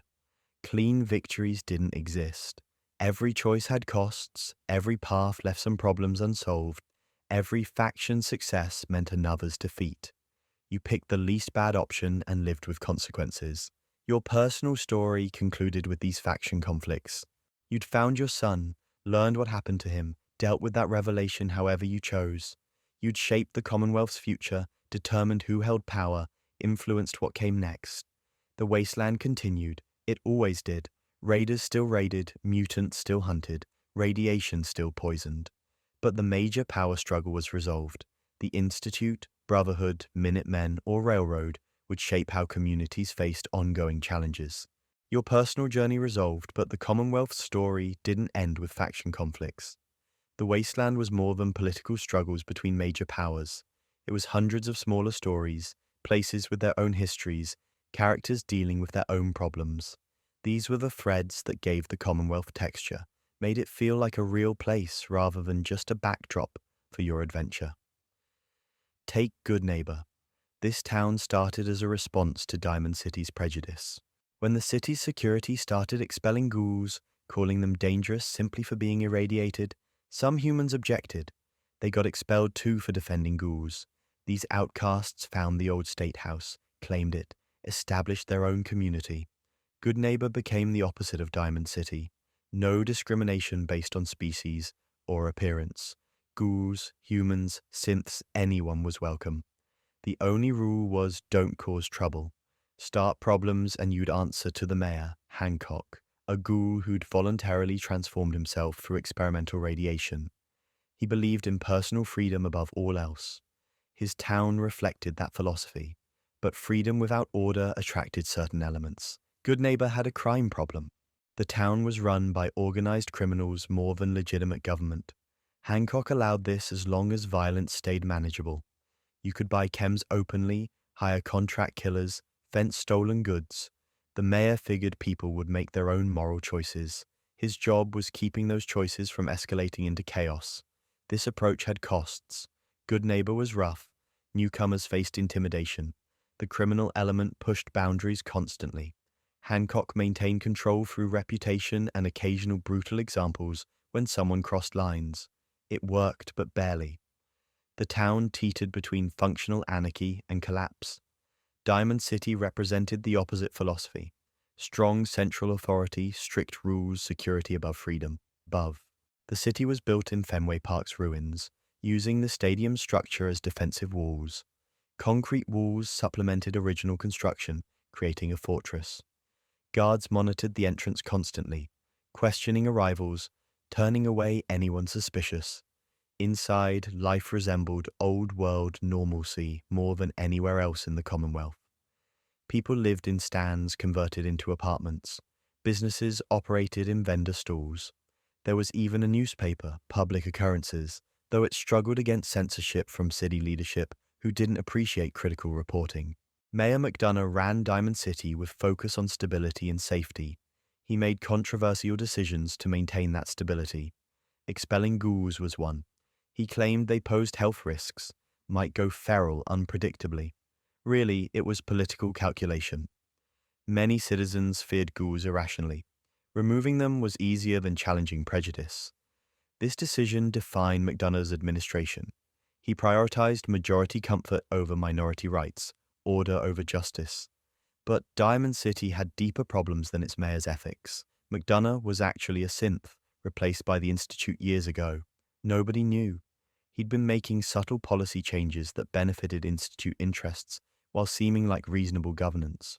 The Institute wanted Diamond City stable and prosperous, a model of surface civilization succeeding under their hidden guidance. When you exposed McDonough's true nature, it shattered Diamond City's confidence. Their leader had been replaced without anyone noticing. If McDonough could be replaced, anyone could. Paranoia spread. People accused neighbors of being synths. The security force that had maintained order now faced questions about whether guards themselves were replaced. Trust, the foundation of any community, cracked. Salem was different. The town had been tourist trap before the war, capitalizing on witch trial history. After the bombs, it became something stranger. A cult calling themselves the Church of the Children of Atom established themselves there, worshipping radiation as divine force. They believed radiation was purifying, transforming, holy. They actively sought exposure, considered ghoulification a blessing, saw atoms glow as religious experience. This wasn't insanity exactly. Radiation did transform. It created ghouls who lived for centuries. It mutated creatures into new forms. The cultists interpreted these changes through religious framework. To them, radiation was God's power made manifest, splitting atoms and remaking reality. They weren't aggressive toward outsiders. You could visit Salem, talk to cultists, even participate in their rituals if you wanted. They'd just look at you with pity, seeing someone who hadn't accepted Atom's gift yet. Their leader, the High Confessor, had been exposed to so much radiation she glowed visibly. She considered this proof of her faith's validity. The glowing sea was where their beliefs came from. This massive, irradiated crater marked where the first bomb hit. The epicenter was still lethally radioactive 2 centuries later. Nothing should survive there, but things did. Heavily mutated creatures, ghouls who'd somehow retained sanity despite extreme exposure, and the children of Atom's most devoted followers who'd made pilgrimage to the crater's heart. You had to visit the glowing sea looking for Virgil, the scientist who'd fled the Institute. He'd transformed himself into super mutant to survive the radiation, lived in a cave at the crater's edge. Getting there required preparation. Radiation suits, Rad-X, Rad-Away, anything to mitigate exposure. Even then, your Geiger counter would scream constantly. The landscape was alien, cracked earth glowing with residual radiation, storms of radioactive particles that reduced visibility to nothing, creatures so mutated they barely resembled anything that had existed before the war. This was apocalypse made physical, what nuclear war actually meant stripped of abstraction. Finding Virgil meant navigating this hellscape, avoiding creatures that had adapted to lethal radiation, reaching his cave before exposure killed you. When you found him, he was desperate for cure, regretting his transformation, wanting to be human again despite knowing that might mean dying from radiation that no longer affected his mutant body. His story exemplified the Commonwealth's moral complexity. Virgil had worked for the Institute, helped develop their synth program, participated in experiments that used surface dwellers as test subjects. He was complicit in terrible things, but he'd also defected when he realized the full extent of what they were doing. He'd destroyed Institute data, sabotaged projects, fled to the most hostile environment imaginable to avoid being retrieved. Was he villain or victim? Both, probably. He'd made terrible choices, then tried to make better ones. The wasteland was full of people with similar histories. Clean moral judgments were rare. Most people had done things they regretted while trying to survive impossible circumstances. The combat zone illustrated this perfectly. This was pre-war fighting arena that had been repurposed. Raiders ran it now, forcing captives to fight for entertainment. The crowd watched from stands, betting on outcomes, cheering for violence. It was horrific, but also comprehensible. The wasteland was brutal. People became desensitized to violence, found entertainment in it, created social structures around it. You could disrupt this by killing the raiders, freeing the fighters. One of them, Kate, could become your companion. She'd been fighting in the arena for years, won consistently because losing meant death. She'd developed combat skills, pain tolerance, and severe addiction to chems that helped her cope with what she'd become. Kate's story was about trauma and survival. She'd been sold to raiders by her own parents as a child. They'd needed caps, and she was valuable merchandise. Raiders had used her, abused her, eventually put her in the arena when she got old enough to fight. She'd survived through violence and chemical numbness. Traveling with her meant watching someone try to rebuild themselves after complete dehumanization. She was angry constantly, trusted nobody, saw kindness as manipulation. Her worldview made sense given her experiences, but she could change if you helped her. She could quit chems, confront her past, start seeing herself as human rather than weapon. This was true for many companions. Hancock had transformed himself into ghoul as political statement, but struggled with what that meant. Strong, the super mutant, questioned his people's violence after being exposed to human kindness. Curie, synth with scientist's mind, tried understanding human emotion from purely analytical perspective. Each companion's personal quest involved confronting who they'd become and deciding who they wanted to be. The Mechanist's lair revealed another layer of the Commonwealth's history.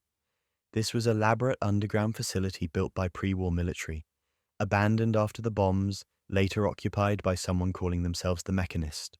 They'd found military robot production equipment, modified it, created army of robots they sent across the Commonwealth. These robots were supposed to help people. That was the Mechanist intention. They'd programmed robots to protect settlements, fight raiders, assist survivors. But something went wrong with the programming. The robots interpreted protect too broadly. They'd attack anyone they perceived as threat, which became almost everyone. Innocent people died to robots that were supposed to save them. When you confronted the Mechanist, you discovered they were Isabel Cruz, a scientist who'd lost her family to raiders. She devoted herself to protecting others, ensuring nobody else suffered her loss. Her robots were meant to be that protection. She genuinely believed she was helping. Learning her robots were killing people devastated her. She'd been monitoring their activities remotely, only seeing successful interventions. Raiders defeated, settlements protected.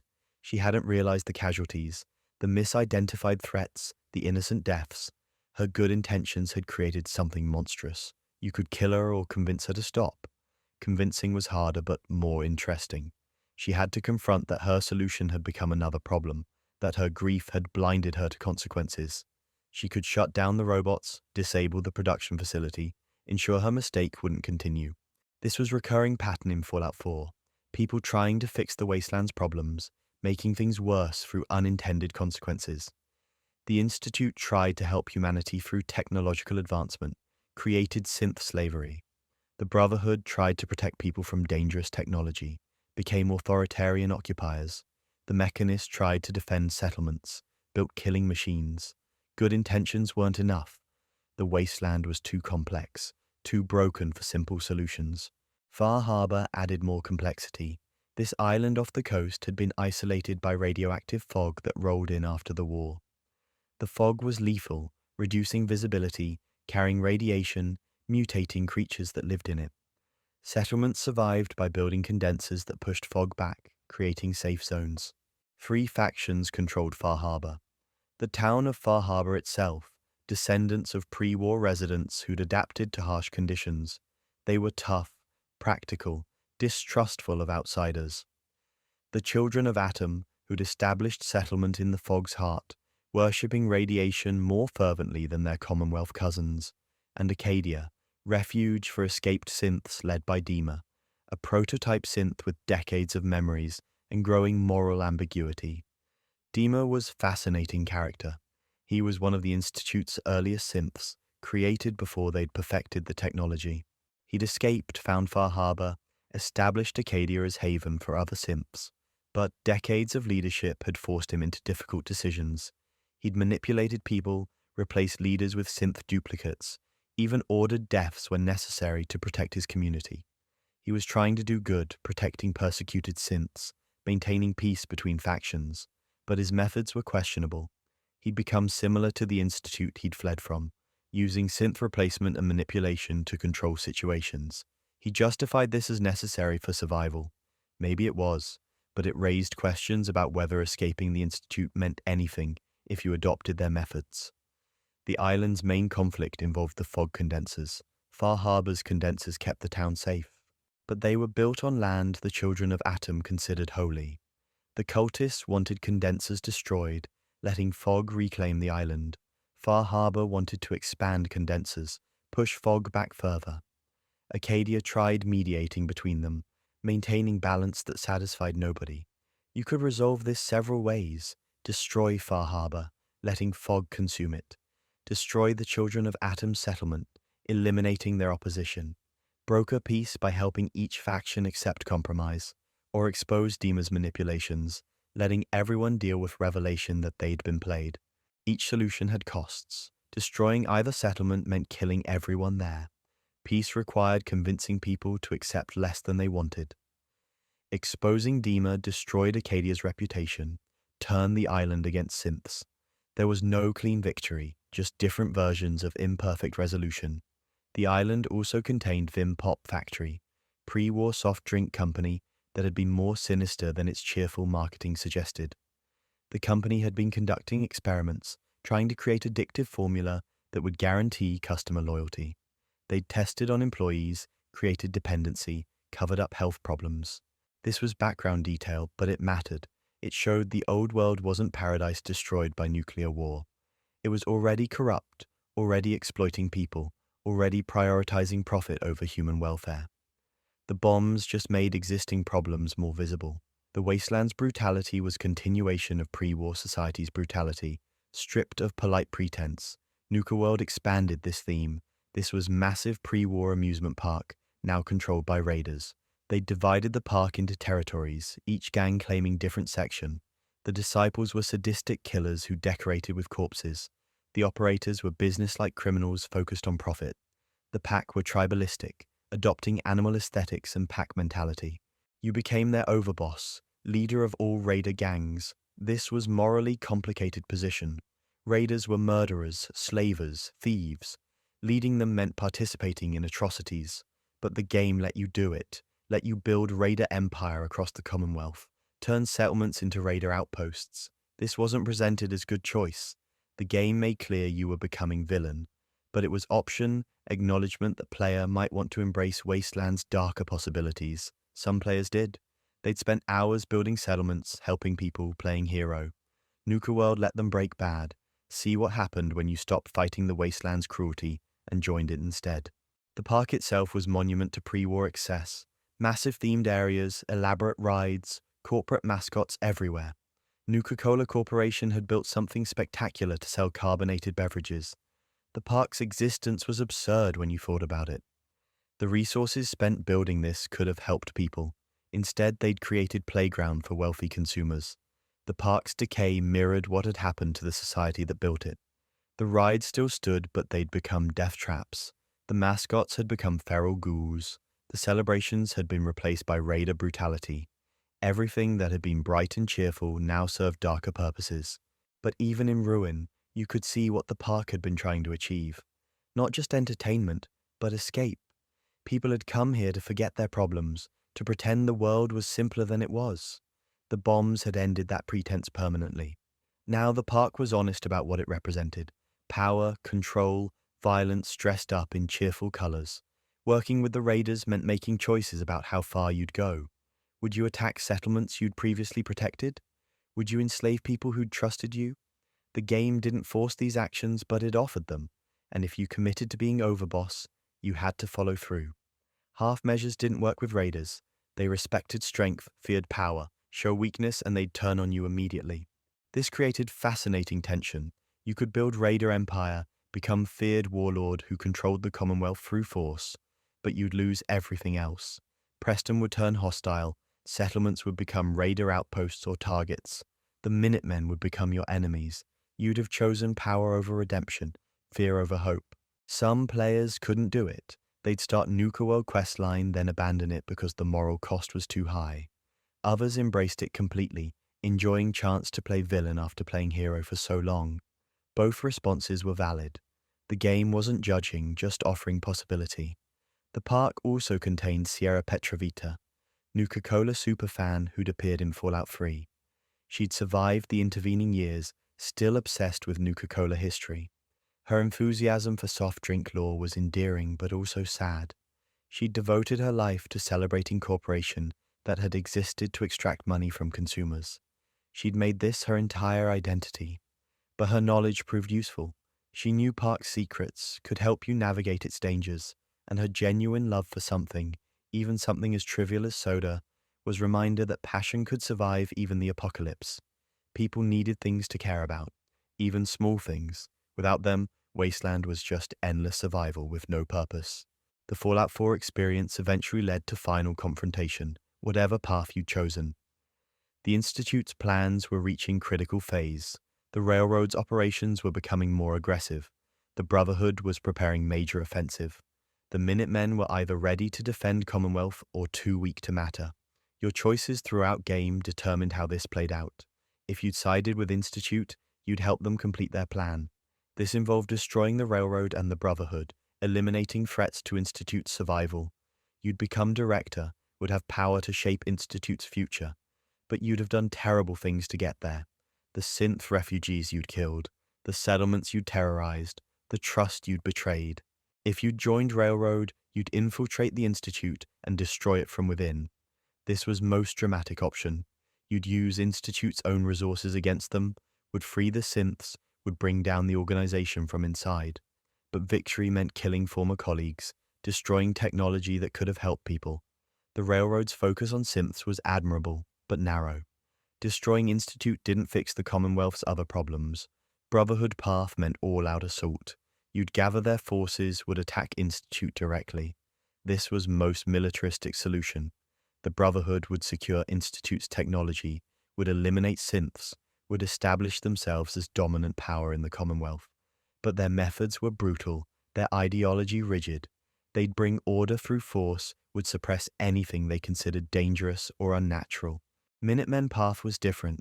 It required you to have built them up, to have made them strong enough to challenge the Institute. This was most difficult option in some ways because it required most preparation, but it was also most democratic solution. The Minutemen represented the people, fought for settlements rather than ideological goals. Their victory meant the Commonwealth would be controlled by its residents rather than outside forces. Each ending changed the Commonwealth permanently. Institute's victory meant continued kidnappings, continued synth production, continued manipulation. But it also meant technological advancement, possible solutions to radiation and food scarcity. The Institute wasn't purely evil even if their methods were horrific. Railroad's victory meant freedom for synths, end to Institute's operations, but it also meant loss of advanced technology, continued instability in the Commonwealth. The Railroad had won their specific battle, but hadn't addressed larger problems. Brotherhood's victory meant security through military force. The Commonwealth would be safer from super mutants, feral ghouls, raiders, but it would also be controlled by outside military organization with its own agenda. The Brotherhood's help came with strings attached. Minutemen's victory meant self-determination for the Commonwealth. The settlements would control their own fate, would build their own future, but they'd do it without Institute's technology or Brotherhood's military might. It would be harder path but more authentic. None of these endings were perfect. Each solved some problems while creating others. This was intentional. Fallout 4 wasn't about finding right answer, because there wasn't one. Every faction had legitimate goals and terrible methods. Every solution had costs. The game also had personal story that ran parallel to faction conflicts. Your spouse had been murdered by Kellogg. You tracked him across the Commonwealth, had killed him in revenge, but that hadn't brought closure because Kellogg was just instrument. The Institute had ordered the hit, had wanted Sean, had killed your spouse as inconvenience. Finding Sean was complicated because he wasn't child anymore. He'd been raised by the Institute, had become their leader. The son you'd been searching for had become the man controlling your enemies. He'd ordered the experiments you'd witnessed, the synth replacements you'd stopped, the policies you'd opposed. Meeting Sean meant confronting this reality. He wasn't victim who needed rescue.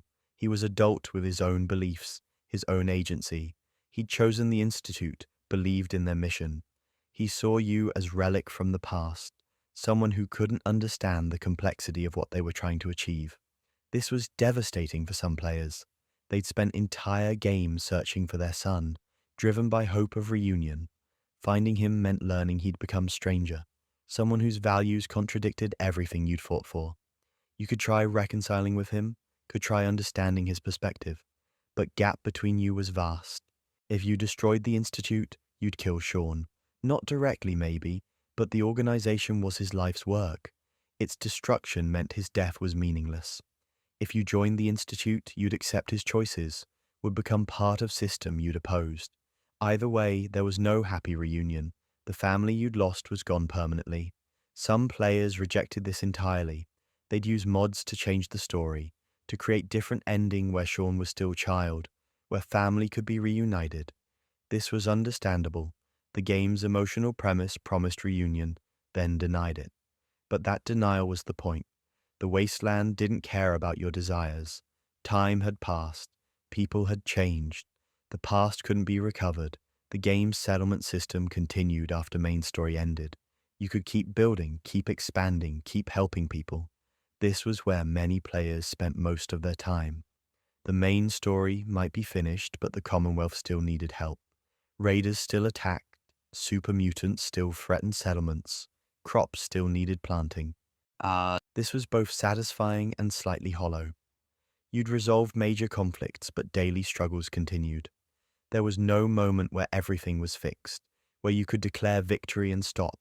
The work was never finished. New problems kept emerging, but maybe that was realistic. Societies don't reach perfect state and stop. They're constantly changing, constantly facing new challenges.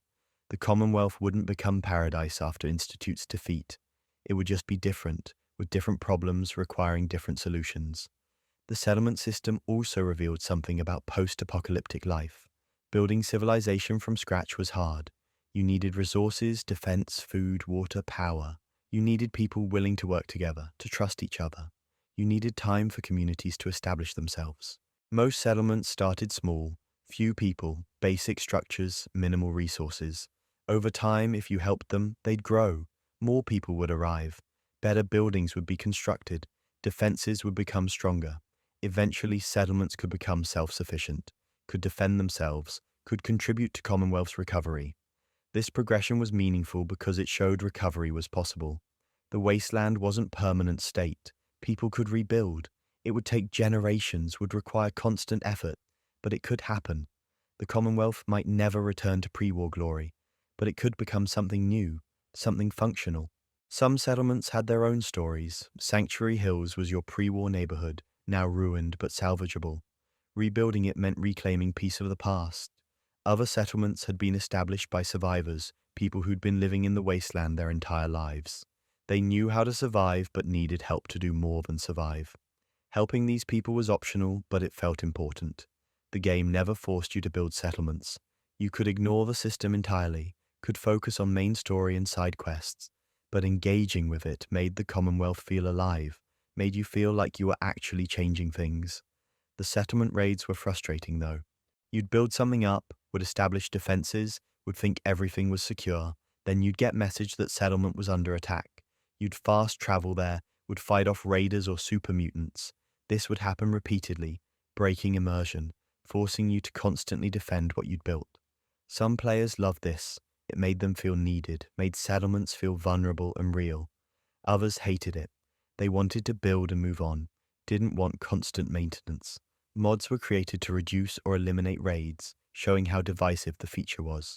The crafting system tied into settlements. You could break down junk into components, could use those components to build structures and equipment. This made exploration more engaging. Every item had potential value. That desk fan contained screws and copper. That typewriter had springs and gears. Nothing was truly worthless. This also made the world feel more interconnected. You weren't just collecting random objects. You were gathering materials that had specific uses. That aluminum could become defensive walls. That adhesive could upgrade weapons. The wasteland's garbage was your construction material. Some players became obsessed with collecting. They'd strip every location clean, would haul hundreds of pounds of junk back to settlements. Their inventories would be full of desk fans and coffee cups. This was tedious but strangely satisfying. You were literally rebuilding civilization one toaster at a time. The game's companions had their own opinions about settlements.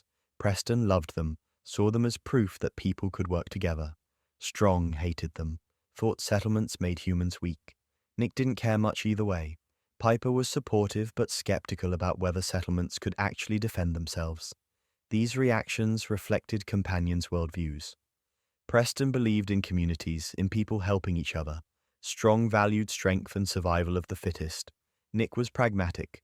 Piper was cynical but hopeful. Their commentary added depth to settlement building, made it feel like meaningful choice rather than just game mechanic. The Commonwealth itself changed based on your actions.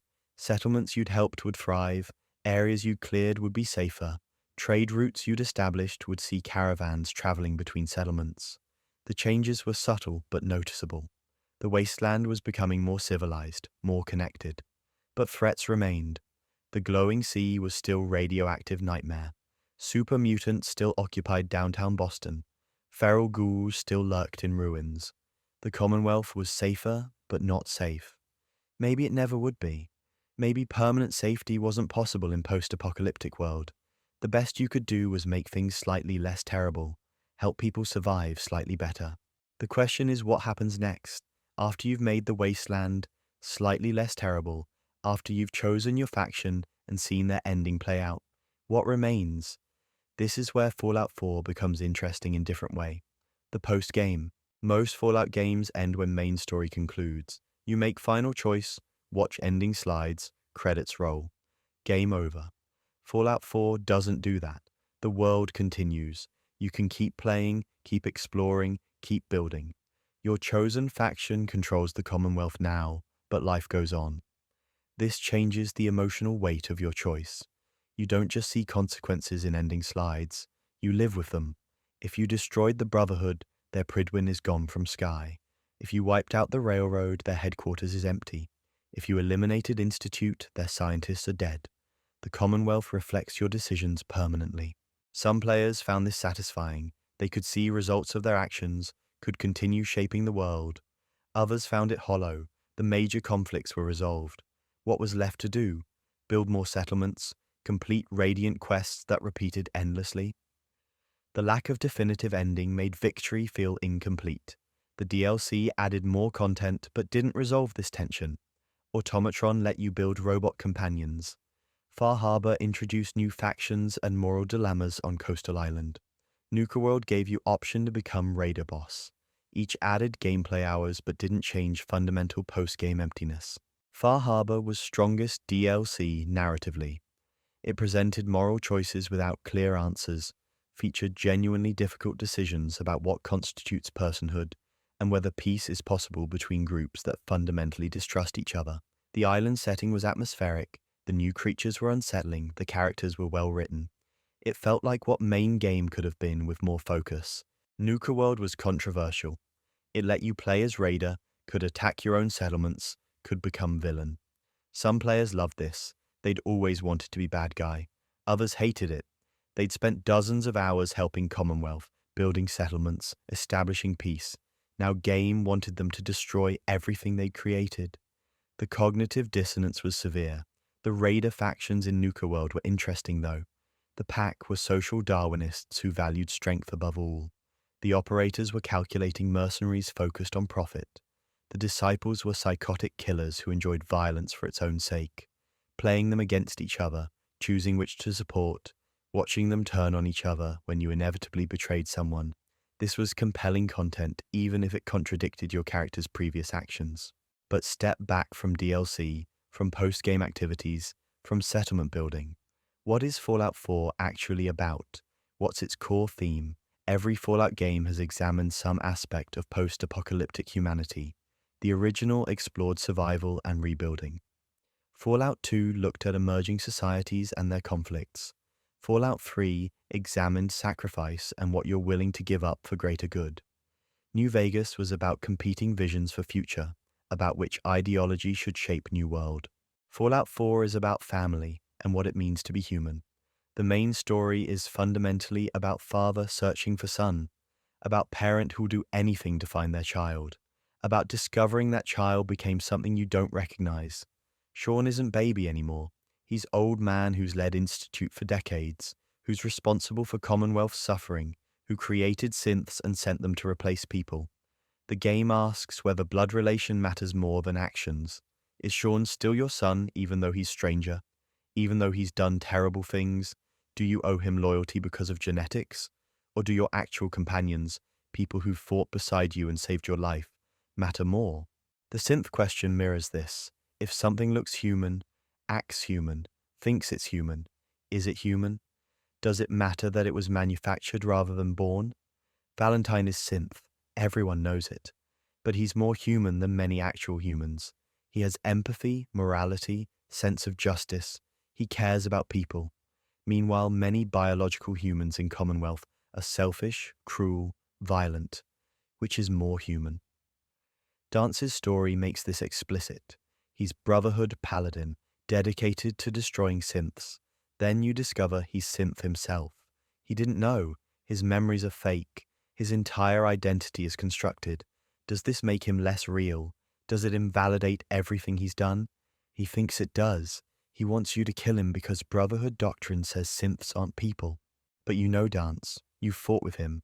You've heard his thoughts and fears. He's person. The revelation that he's synth doesn't change that. It just reveals that personhood isn't tied to biology. It's tied to consciousness, to choice, to relationships.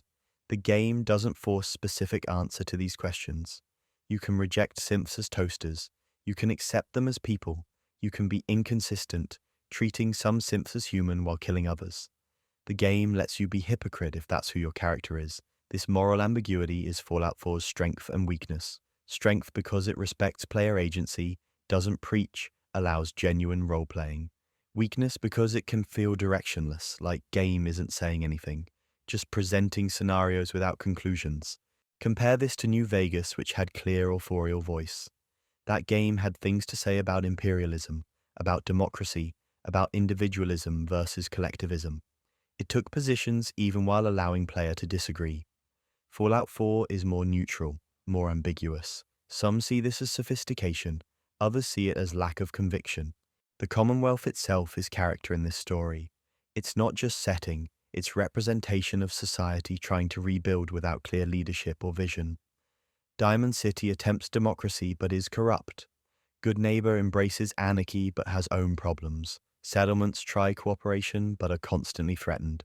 Institute represents top-down control but at cost of everyone else's freedom. None of these systems work perfectly. All have flaws. Game suggests maybe there's no perfect solution. Maybe post-apocalyptic society is always going to be messy, always going to involve compromise and moral ambiguity. Maybe best you can do is choose least bad option and try to mitigate its worst aspects. The environmental storytelling reinforces this. Every location in Commonwealth tells story of failure. Hospitals that couldn't save anyone, schools where children died, homes where families were separated, vaults where experiments went wrong. Everywhere you look, evidence of how everything fell apart. But there's also evidence of persistence. People survived, they adapted. They found ways to keep going even when everything was terrible. The wasteland is full of small victories, tiny moments of hope. A farmer growing crops in irradiated soil. A trader making route between settlements. A robot still performing its duties 200 years after war. These details create texture that main story sometimes lacks. While main plot is about big questions and faction conflicts, environmental storytelling is about ordinary people trying to survive. The contrast is intentional. It shows gap between grand ideological struggles and actual lived experience. Your character bridges this gap. You're involved in faction politics, but also help individual settlers. You're searching for sun, but also solving local problems. You're person from before war trying to understand after-war world. This dual perspective is unique. Other Fallout protagonists were born in Wasteland. They don't remember old world. You do. This creates interesting disconnect. You remember civilization, remember working infrastructure and functional government. Commonwealth residents don't. They've never known anything but Wasteland. What seems obviously broken to you is normal to them. Your horror at conditions is met with shrugs. This is just how things are. Some NPCs comment on this. They notice you're different, that you don't quite fit. You're too optimistic or too naive or too determined to fix things. Wastelanders have learned to lower expectations. You haven't. Whether this makes you heroic or foolish depends on perspective. The game's title refers to this. Fallout isn't just nuclear aftermath. It's consequences that persist across time. Every action has fallout. Every choice creates ripples.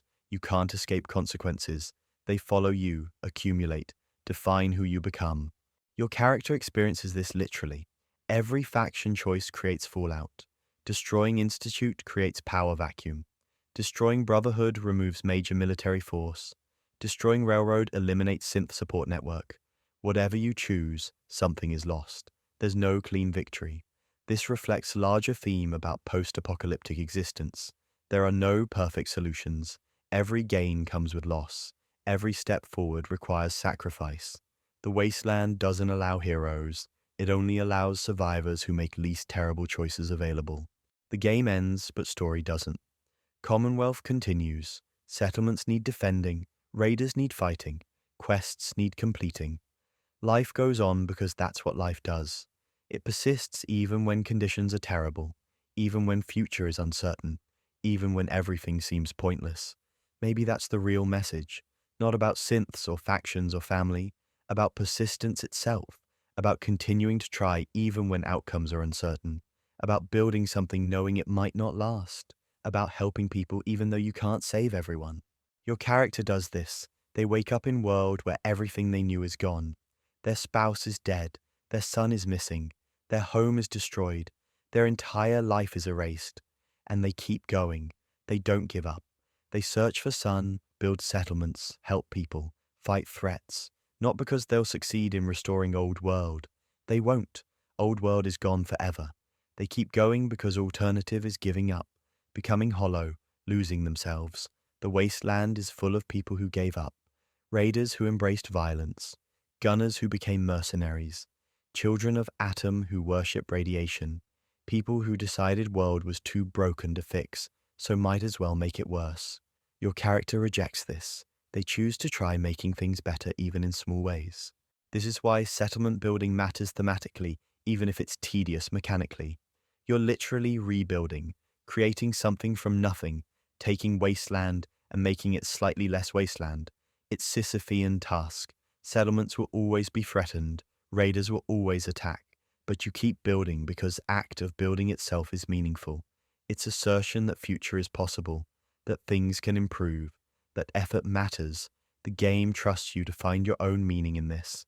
It doesn't spell it out, doesn't have character give speech about importance of perseverance. It just shows you wasteland and lets you decide what to do. Whether you engage with settlement building or ignore it, whether you help every settler or focus on main story, whether you try to make Commonwealth better or just survive in it. This open-endedness is frustrating for players wanting clear narrative resolution, but it's honest about what post-apocalyptic existence would actually be like. There wouldn't be satisfying conclusion. Life would just continue with all its messiness and ambiguity. You'd make choices without knowing if they were right. You'd help people without knowing if it mattered. You'd keep going because stopping was an option. Fallout 4 isn't perfect game. Its story has issues. Its dialogue system is limited. Its faction choices could be more nuanced, but it succeeds at creating a world that feels lived in, that continues existing beyond your actions, that doesn't resolve neatly because real things rarely do. The Commonwealth remains dangerous and uncertain and broken, but it also remains full of people trying to survive, trying to build something, trying to make tomorrow slightly better than today. That's not triumph, but it's not nothing either. Sometimes in Wasteland, not nothing is enough. And that's where we are, the Commonwealth, still struggling, still fighting, still trying to figure out what comes next. The big factions made their moves, played their hands, won or lost depending on your choices. But the Wasteland doesn't care about your victories. It just keeps being the Wasteland. The settlement system continues generating problems. Another raider attack, another super mutant incursion, another kidnapping to resolve. The Radiant quests never stop because there's no final solution to the Commonwealth's problems. You can make things better temporarily, can clear areas and establish defenses, but threats keep emerging. That's just how it works. Some players found this exhausting. They wanted definitive ending, wanted to solve the Commonwealth's problems permanently. But permanent solutions don't exist in Fallout's world. You can destroy the Institute, but super mutants remain. You can eliminate the Brotherhood, but raiders keep raiding. You can build 50 settlements, but they'll still need defending. The work is never finished. Other players embraced this. They liked having endless content, liked that the game didn't force them to stop. They could keep building, keep exploring, keep finding new locations and stories. The Commonwealth was sandbox that let them play however they wanted for as long as they wanted. The environmental storytelling continued rewarding exploration, even after main story concluded. Every building had history. Every terminal had logs from before the war or shortly after. Every skeleton told story of someone who didn't make it. The world was dense with narrative if you bothered looking. Some of these stories were heartbreaking, parents who'd tried protecting their children. Survivors who'd made it through initial bombs but died from radiation or starvation or violence. People who'd left messages for loved ones who never came. The Commonwealth was graveyard with 200 years of corpses, each with their own tragedy. But there were also stories of survival. Settlers who'd built communities from nothing. Traders who'd established roots despite dangers. Even raiders had their own twisted societies, their own hierarchies and rules. Life persisted in forms both noble and monstrous. The game's companions remained available after main story. You could still travel with them, hear their commentary, complete their personal quests if you hadn't already. They provided continuity, familiar faces in changing Commonwealth. Your relationships with them mattered more than faction allegiances in some ways. These were people who'd fought beside you, who knew your story, who'd made their own choices about who to become. Each companion represented different response to wasteland existence. Piper chose journalism, documenting truth even when dangerous. Nick chose detective work, helping people solve problems. Hancock chose politics, leading community of outcasts. Strong chose to question his people's violence. Curie chose to explore humanity from outside perspective. Deacon chose deception and manipulation for cause he believed in. None of these choices were obviously correct. All had costs and benefits. Piper's journalism made her targets. Nick's detective work exposed him to darkness constantly. Hancock's politics required compromises. Strong's questioning isolated him from other supermutants. Curie's exploration left her confused about human nature. Deacon's deception damaged his ability to form genuine connections. But they all chose something. They didn't just survive. They found purposes, meanings, reasons to keep going beyond basic survival. That was the difference between them and the Hollow or the Feral, or the Raiders who'd given up on anything beyond violence. Your character did the same. Whatever ending you chose, whatever faction you supported, you'd decided what you stood for. You'd made choices about what mattered, what was worth fighting for, what kind of commonwealth you wanted to create. Those choices defined you more than your pre-war identity. Because that identity was gone. Your spouse was dead. Your son was either dead or stranger. Your home was destroyed. Your old life was erased. You were defined now by what you'd done in Wasteland, by who you'd helped and who you'd killed, by what you'd built and what you'd destroyed. This was true for everyone in Commonwealth. Nobody was defined by who they'd been before bombs. That person was gone. They were defined by who they'd become after, by choices they'd made in impossible circumstances, by whether they'd maintained humanity or surrendered to Wasteland's brutality. The game never explicitly states this, but it's embedded in every system. The perk chart represents you becoming someone new, developing skills you never had before war. The settlement building represents creating new communities from scratch. The faction conflicts represent choosing new loyalties. You're not restoring old world, you're creating new one. Some players rejected this. They used mods to restore pre-war aesthetics, to clean up settlements, to make Commonwealth look civilized. They wanted to pretend old world could be recovered. This was understandable escapism, but missed the point. Old world was gone. Its aesthetics, its values, its systems, all gone. What came next would be different because it had to be. The Institute represented refusal to accept this. They'd preserved old world technology and knowledge, maintained pre-war standards underground, but they'd also become disconnected from reality. They'd created perfect bubble that depended on exploiting surface. They couldn't sustain themselves without kidnapping, without replacement, without treating surface dwellers as resources. Their preservation of old world required moral compromises that made them monstrous. The Brotherhood had opposite problem. They'd completely abandoned old world's values while hoarding its technology. They'd become military order that used advanced weapons to enforce rigid doctrine. They'd taken old world's tools but rejected its democratic ideals, its individual freedoms, its tolerance for diversity. They'd kept worst parts and discarded best parts. The Railroad and Minutemen were trying to build something new. The Railroad focused on single issue, synth freedom, but their dedication to moral principle in a immoral world was admirable. The Minutemen tried creating new form of government, bottom-up organization based on mutual aid rather than central authority. Both were flawed, but both were genuinely attempting to create something different from old world. The settlements you built represented this most clearly. They didn't look like pre-war communities. They were scrap metal and salvage materials, functional but ugly. They were built for survival, not aesthetics. But they worked. People lived there, grew food, raised children, created communities. It wasn't pretty, but it was real. This is what post-apocalyptic rebuilding actually looks like. Not restoration of what was lost, but creation of something new from available materials. Not return to old glory, but stumbling forward toward uncertain future. Not triumph, but persistence.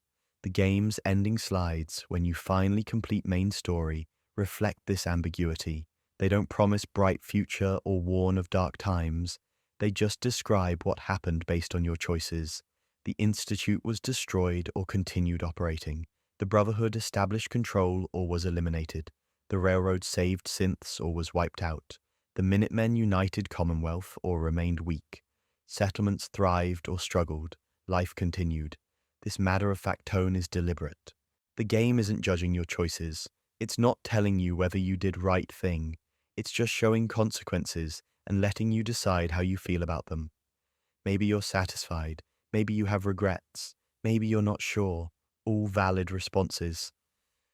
The real ending isn't in those slides, though. It's in what you do after. Whether you keep playing, keep building, keep helping settlements. Whether you start new character and make different choices.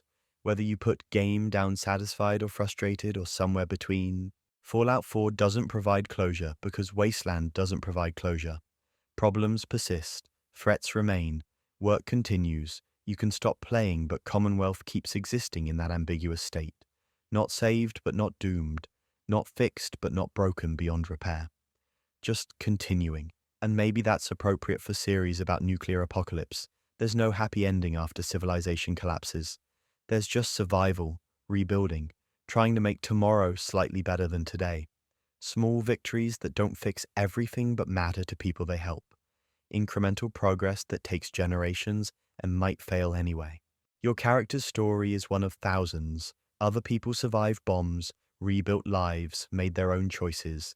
They had their own struggles and victories and failures. The game shows you some of these stories, but most remain untold.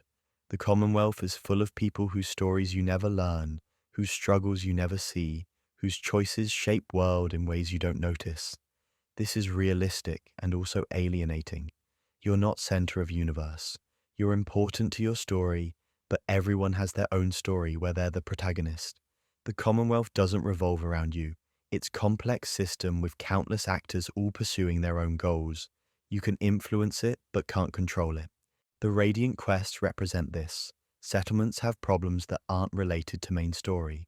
Raiders attack for their own reasons. Kidnappings happen because that's what raiders do. The Commonwealth generates problems independent of your actions because it's living world, not theme park designed around your experience. Some players hated this. They wanted to feel important, wanted their actions to matter absolutely. The Radiant quests breaking immersion by generating identical scenarios repeatedly frustrated them. They'd cleared that location 5 times already. Why were raiders back again? But this is how Wasteland works. Clear raiders from location and eventually new raiders move in. Kill super mutants and more emerge from their breeding grounds. Help settlement and it still needs defending later. Problems don't stay solved because underlying conditions that create problems persist. You can address underlying conditions by building up settlements, establishing trade routes, creating networks of mutual defense. This reduces problems over time. Settlements become stronger, can defend themselves better, generate their own solutions, but they never become completely self-sufficient. They always need some help. This creates gameplay loop that either feels rewarding or tedious depending on your perspective. Building civilization is slow process with frequent setbacks. Every settlement you help is small victory. Collectively, they might add up to something meaningful, or they might just be endless busy work. The game doesn't tell you which interpretation is correct. The crafting system ties into this. You're constantly collecting junk, breaking it down, using components to build and upgrade. This creates engagement with world. Everything has potential value. That coffee cup has ceramic. That telephone has copper. You're looking at environment through lens of what it can become rather than what it is. This is very Wasteland mindset.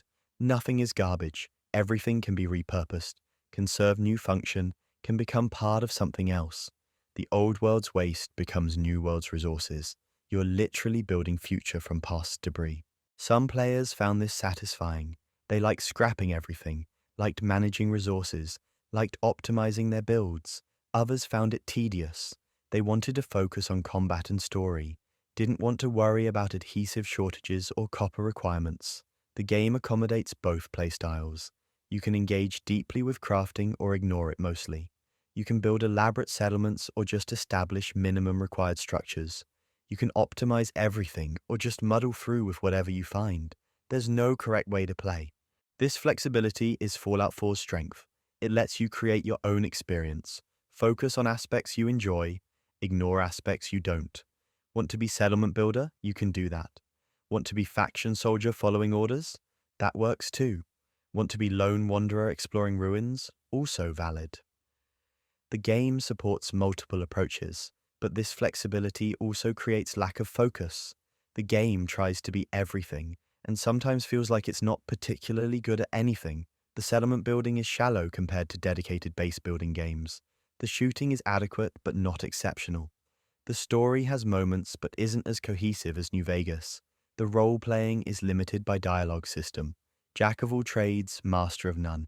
This is fair criticism. Fallout 4 isn't best at any single thing it does, but it does many things adequately and lets you mix them how you prefer. You can shoot for a while, then build for a while, then explore for a while, then do story missions. The variety prevents any single aspect from becoming stale. The game's length contributes to this. Main story can be completed relatively quickly if you focus on it, but side content is extensive. Companion quests, faction quests, settlement building, location exploration, all add hours of gameplay.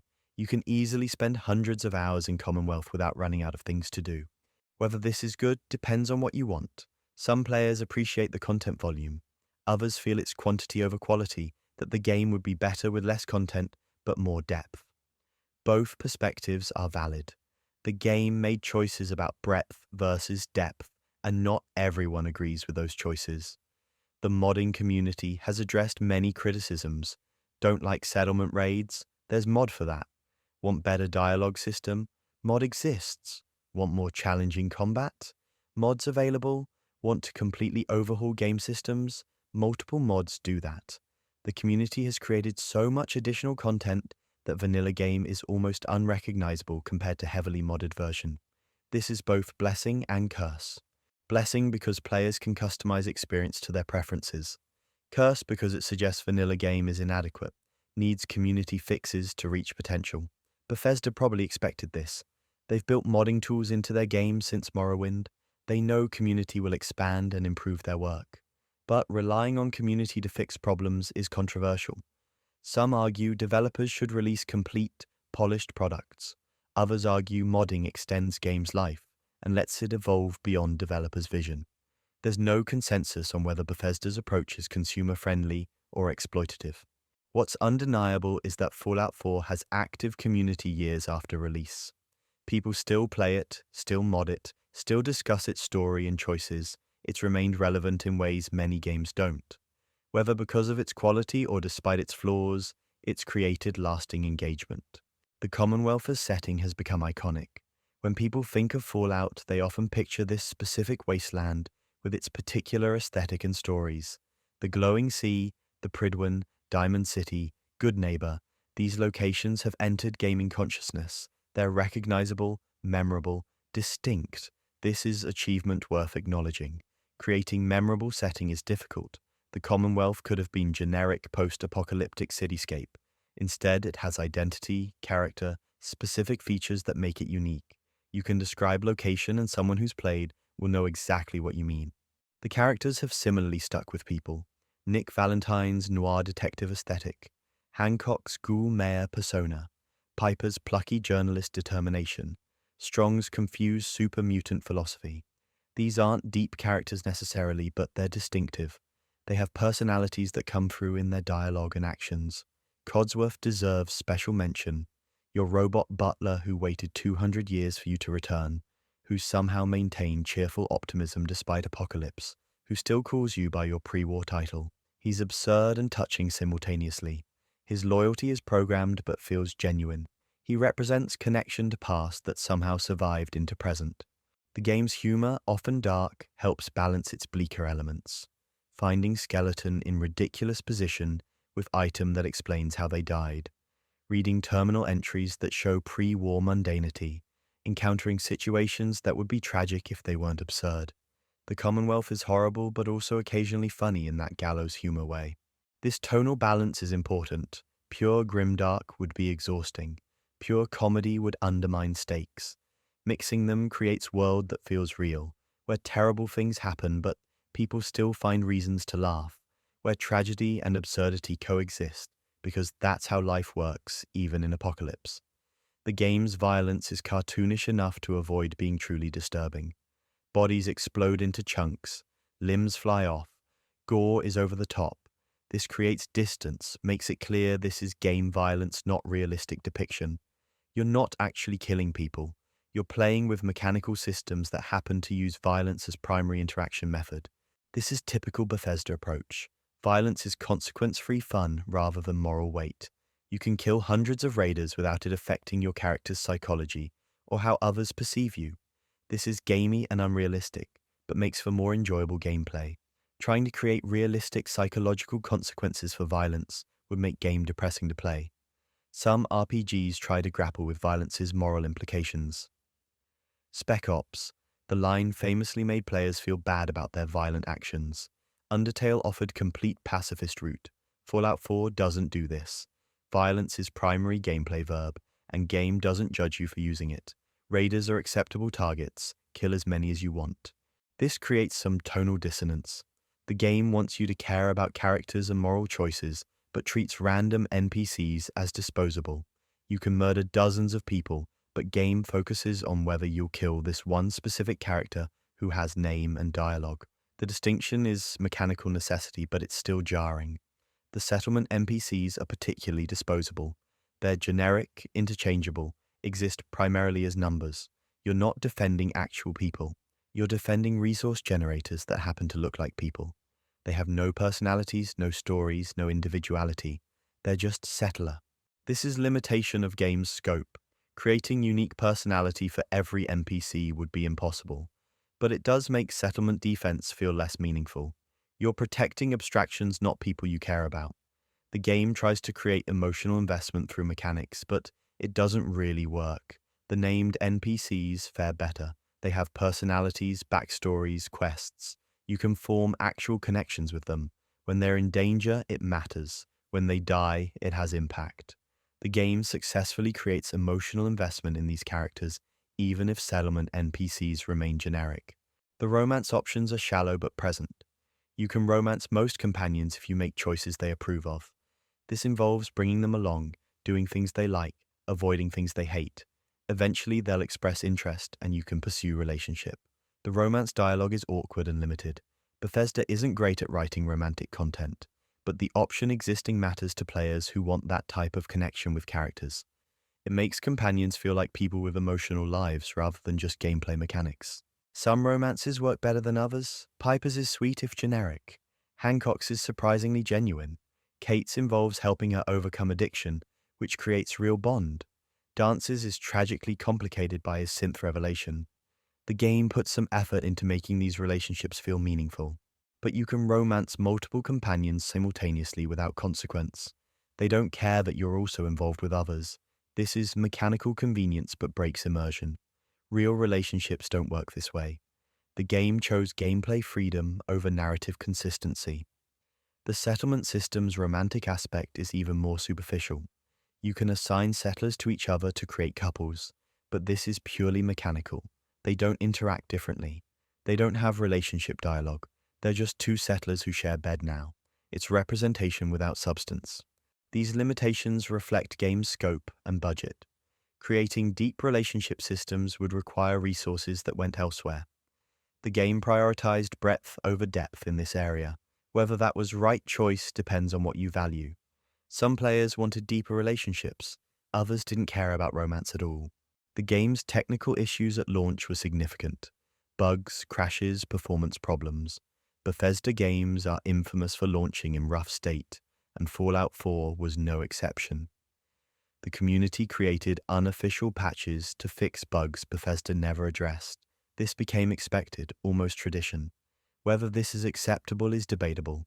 Some argue bugs are inevitable in games this complex, that fixing everything would delay release indefinitely. Others argue professional developers should release working products, that relying on community patches is unprofessional. The game's performance improved over time through official patches, but it never became perfectly stable. Playing without crashes required mods and careful save management. This was frustrating but became part of experience. You learned to save frequently, to work around known issues, to accept occasional crashes as cost of playing. The game's graphics were dated even at release. Fallout 4 used modified version of engine from Skyrim, which itself was old. Character faces looked stiff, animations were janky, textures were low resolution. The art direction was strong enough to make this mostly acceptable, but the technical foundation showed its age. Bethesda has relied on this engine for over a decade. Each game stretches it further, adds more features, creates more problems. The engine is duct-taped together, mess held up by community fixes and modder creativity. It's impressive it works at all, but frustrating that Bethesda hasn't developed new technology. The modding capability is trade-off. The engine is old and janky, but extremely moddable. Newer engines might look better, but would be harder to modify. Bethesda chose to prioritize modding over technical excellence. This benefits players who mod, but frustrates those who don't. The game's UI is another controversial element.